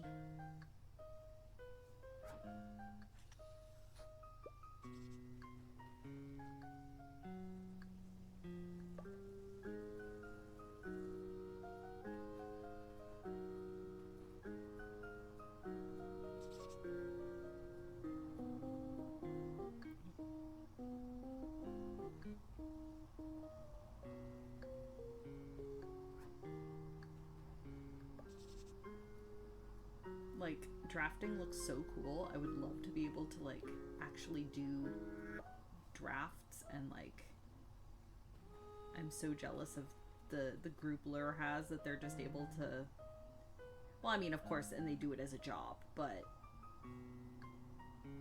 you know, it's a nifty thing to actually have a group of people to be able to pull for drafting. Or even just to be able to do it more on arena would be nice. Okay, there we go.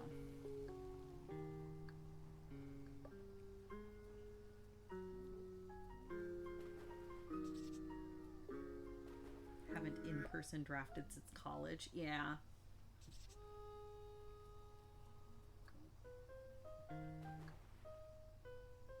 Again, it's one of it's I actually really loved the last episode of Friday Nights with Dale as the narrator, comparing trying to fire a draft to firing a D&D game, of like, how hard is it to try to get a group of busy adults with conflicting schedules to all agree to one time? Because it's so true.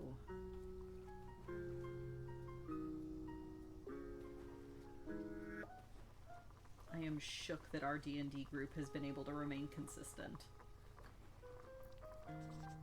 as all of us are busy adults with jobs.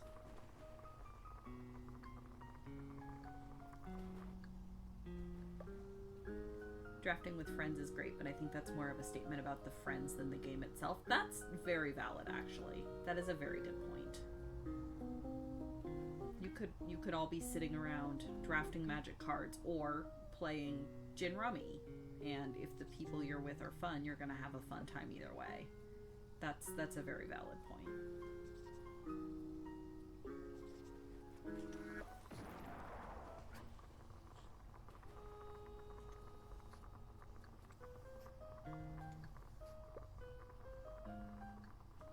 And there's the extra step of same time and same place in drafting that we don't have with D&D. That's also fair. Yeah, with drafting, it's much harder if you're not also physically located near each other. D&D we can at least do online. That's good. A good point.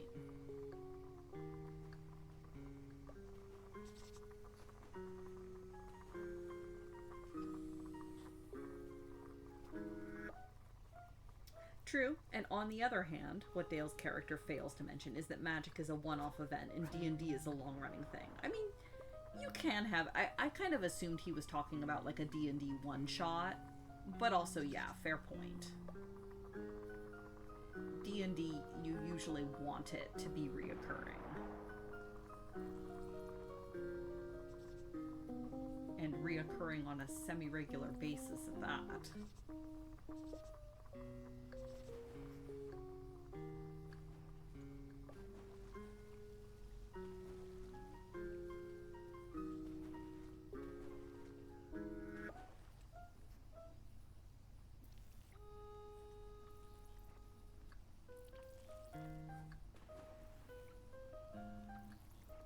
D&D game failed when you got ill once? Aw.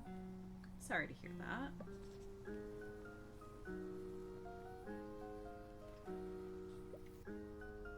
It sucks that they weren't able to, like, either just skip a session and continue on after you were better, or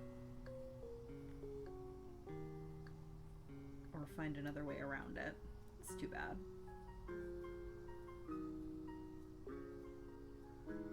Ah, you were the DM. That does make it more difficult. Still sucks they couldn't just continue on at the next scheduled session.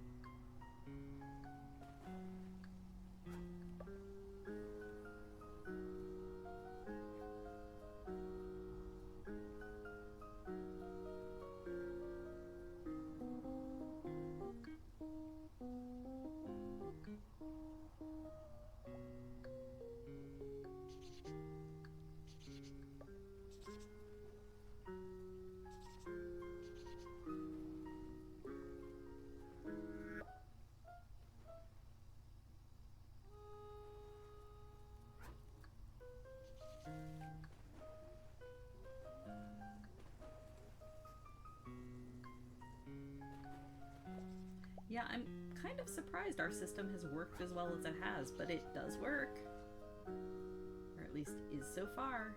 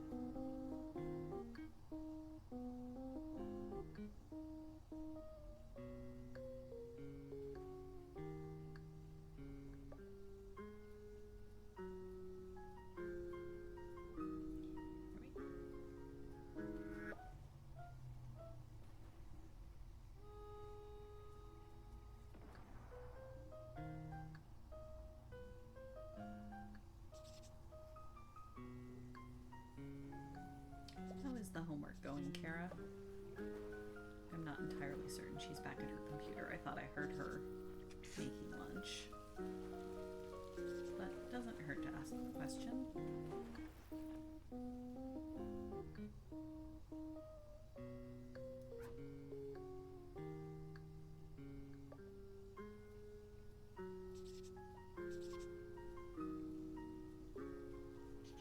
Gosh, I love this stitch. It's so perfect for a Minecraft scarf.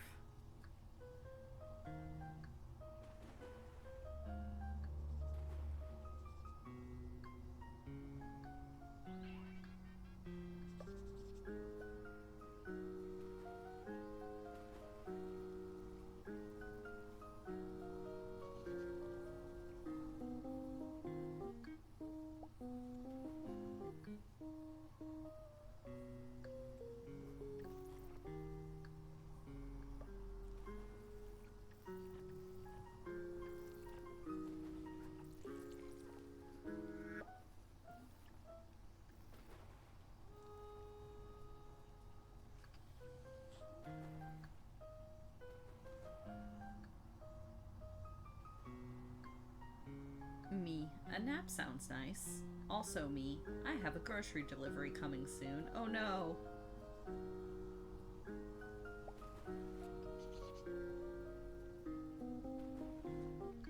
Nap after groceries? Hopefully they're on time.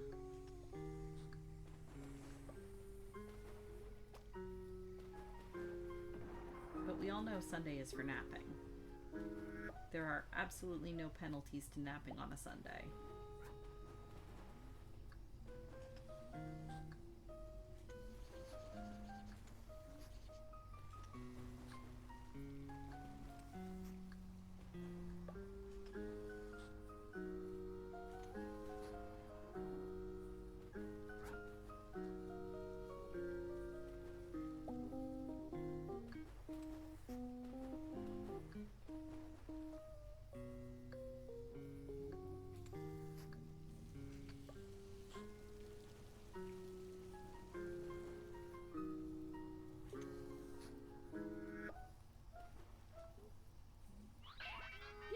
Exactly, Sundays are for nap.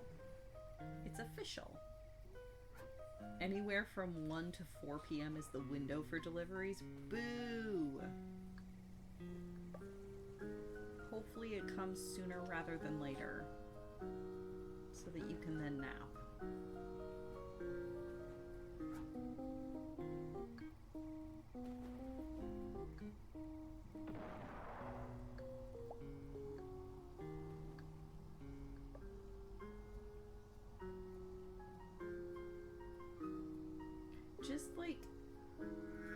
Just tape a sign to the outside of your front door that just says something like, "Please knock loudly, I am napping." I'm sure that'll cause no problems.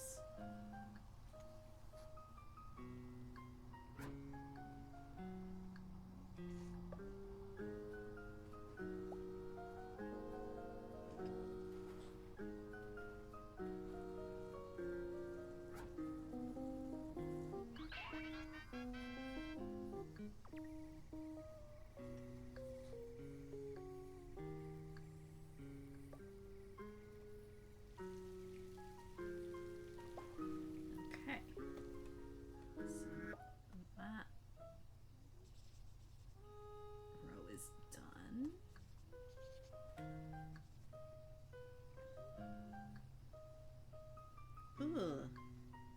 7 a.m. to 2 p.m. or 3 p.m. to 10 p.m. $5 delivery windows, and then $10 delivery if you want a more specific time. Ugh. That is such a terribly long window of delivery.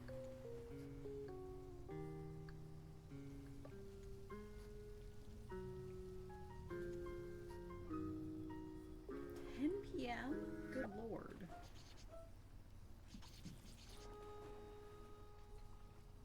I hope those delivery drivers get a premium, although I'm sure they don't.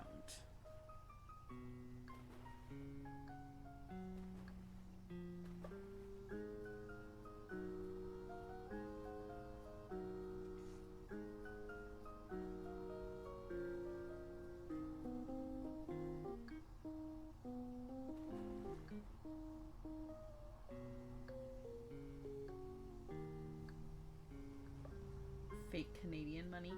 $10 is still a lot for a delivery charge.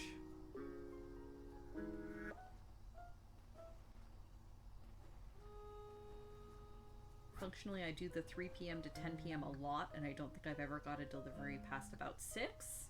That makes sense. If I was that store and that delivery driver, I wouldn't want to be working later than 6 either.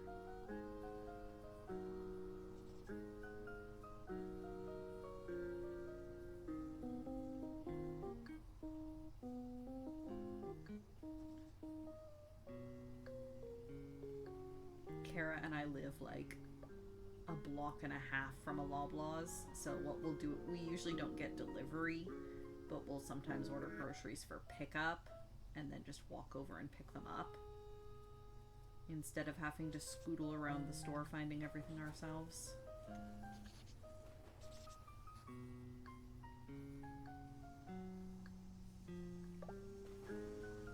I don't know if there's a charge for that though. I don't remember. Kara's usually the one that makes those orders.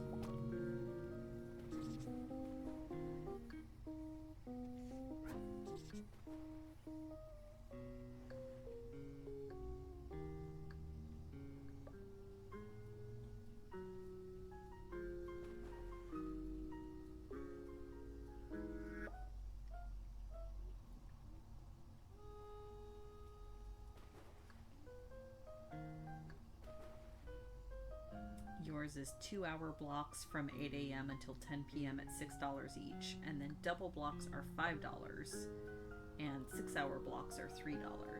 Okay, so that seems...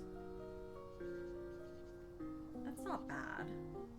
Again, even accounting for that's USD. Not bad.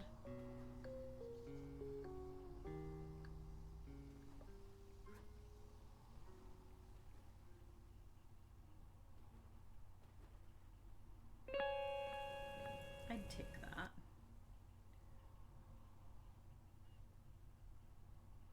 Live 10 to 15 minute walk from a Thrifties, but paying $5 to get all of the things I can't carry is very worth it. Oh, absolutely. Especially in winter. We have like a wheelie cart that we use that is wonderful in the summer, but in the winter, especially if they haven't shoveled the sidewalks well, it's a nightmare.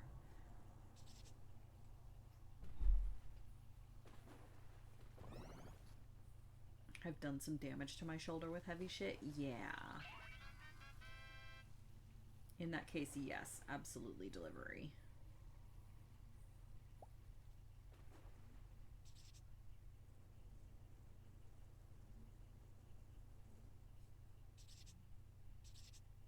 Kara and I also do a meal box kit that gets delivered right to our front door, which helps take care of some of the groceries.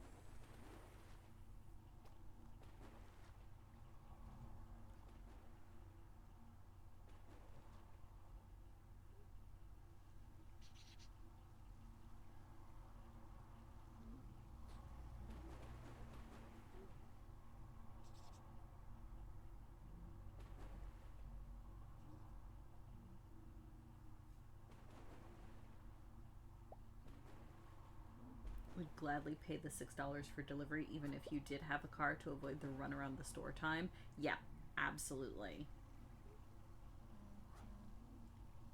That's usually when we do our deliveries as well, where it's like, we've had a hell of a week, we're both tired, we don't want to have to deal with going into the store. So we'll order stuff for pickup and then just grab it at the front. Yeah, I also generally don't enjoy shopping. Not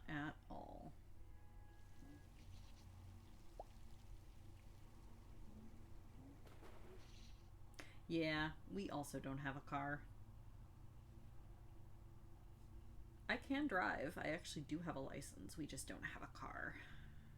Because cash.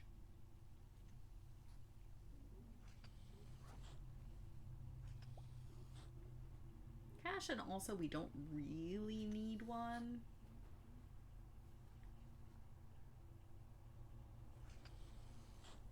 If Kara ends up getting a job in an inconvenient place, we might consider getting one. But, like, I work very close to home. We live fairly near a major bus line. So there isn't really need for us to have a car. It would be convenient, but it's not a necessity for us at this point.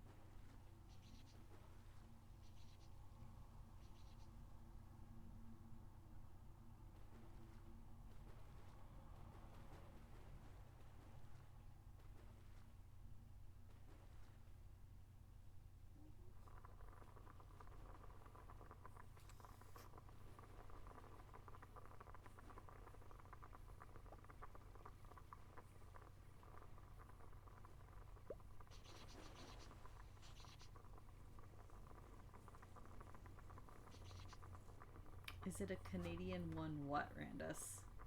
I lost the context of that question.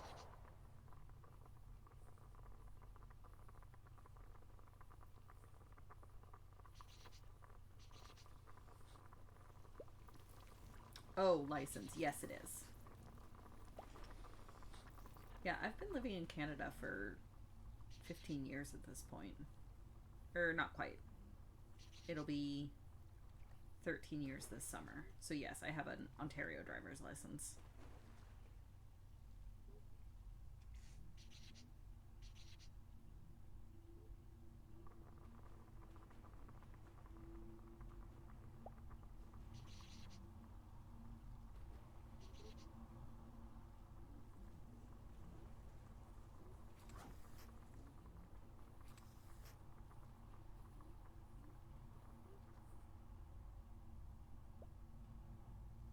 Oh, some countries are.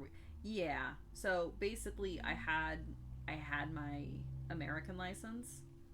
Um, so when I moved to Canada, I was able to um, basically take it to the Ontario DMV. Take a um, what's the word I'm looking for? Like an abridged test. They basically tested me on stuff that was Canada specific. Um, and then we're like, okay, yep, you pass. Here's an Ontario license. And then I've just kept it up when it expired. I actually would not qualify for an American license at this point because I don't have an American address.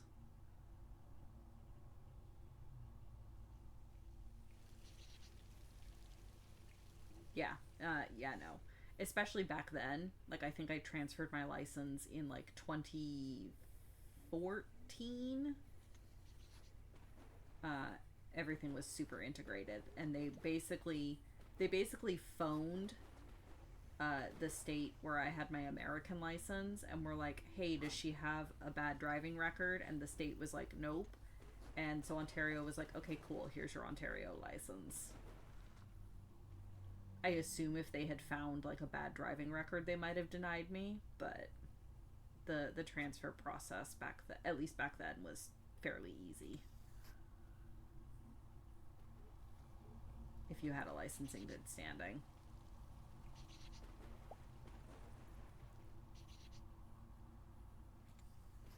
these days, who knows? But we're not getting into that.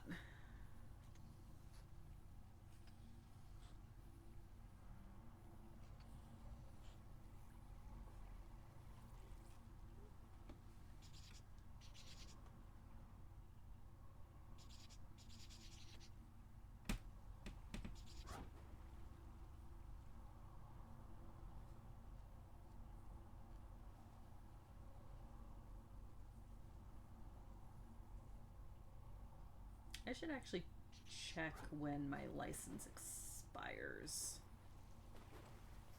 I don't think I need to renew it until next year. I think it expires in 2026, but I should double check that.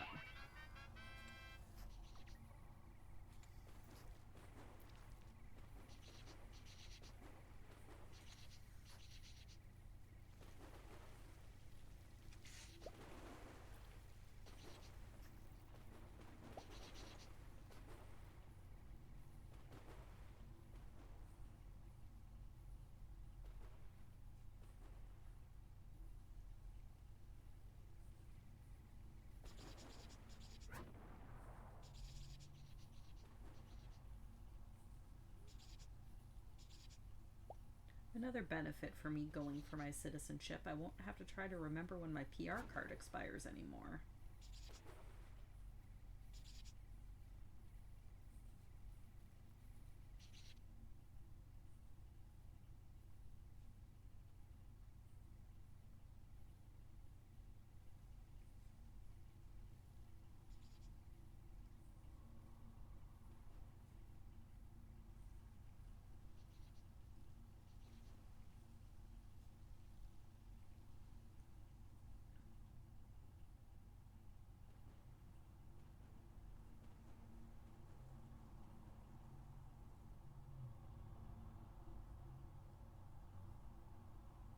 Because I renewed my PR card a year or two ago. But I don't remember the last time I renewed my driver's license. I know it's not expired yet. I just don't remember when it does expire. I think it's 26.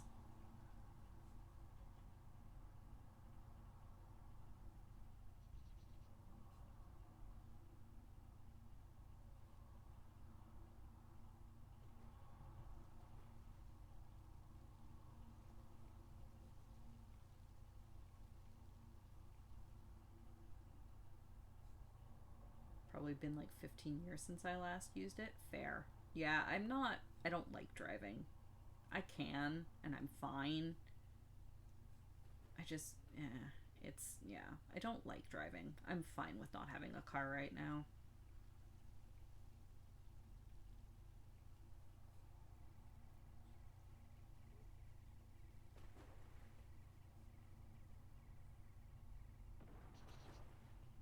The only reason I keep mine up to date is, well, A, valid ID is always good.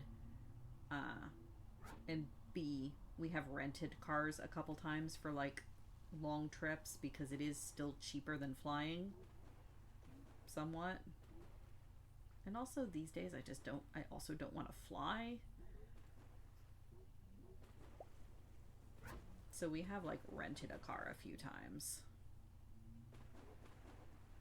But I'm perfectly okay with not owning one.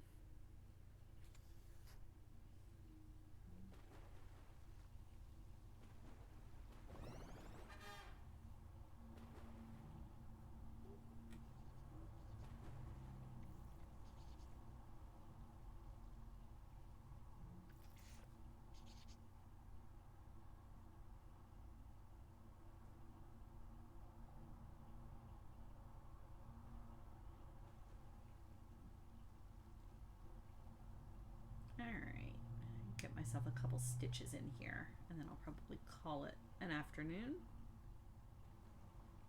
Because I am hungry, and I think Kara made lunch. If not, I can acquire lunch for myself. But yeah, my tummy says it's lunchtime. Which, it could also be lunchtime for some of you, so if you need to go eat something, please go eat something. Also a reminder, if you need to take medications, please take your medications. I probably should have done that reminder earlier in the stream, but better late than never.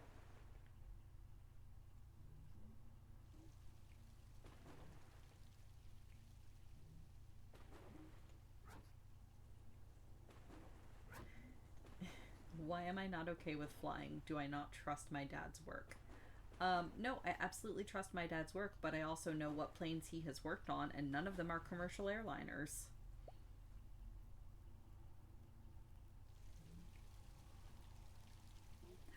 Kitsune, I presume from that oops that you have not eaten. Please go eat.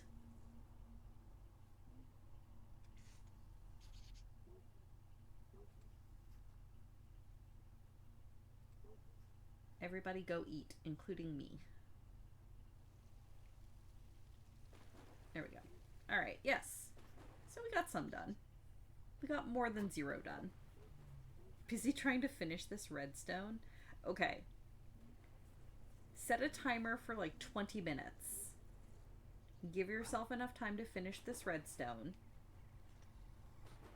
But also set a timer to remind yourself to go eat.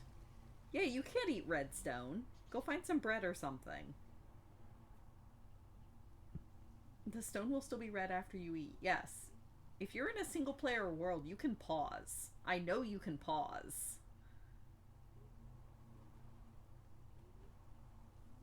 If you're not in a single player world, I can't help you. I thought this would only take me 2 hours. It's been like 5. Oh no, definitely go eat. Kits. Pause your game. Go back to the menu screen. Go find a food. You will be able to brain better after you have eaten a food. That's what I'm gonna go eat. Yes, everybody go eat foods. I'm gonna try to be back at some point this week, as I was mentioning, with some Pokemon Mystery Dungeon. We'll see whether or not that pulls together. But regardless, I should be back next Sunday. I don't know why I wouldn't be. For more of, well, probably more of this and more hexagons, as always. But yeah, thank you guys for tuning in. Thank you to my followers, my subscribers. I really, really appreciate you guys. Thank you so much for just hanging out and keeping me company while I work on stuff. And yeah, stay safe. Take care of each other. Take care of yourselves. Kitsune, go eat something. And I will see all you guys in the future. And now I do the awkward thing where I get up and go change the stream because I don't have a stream deck. But bye!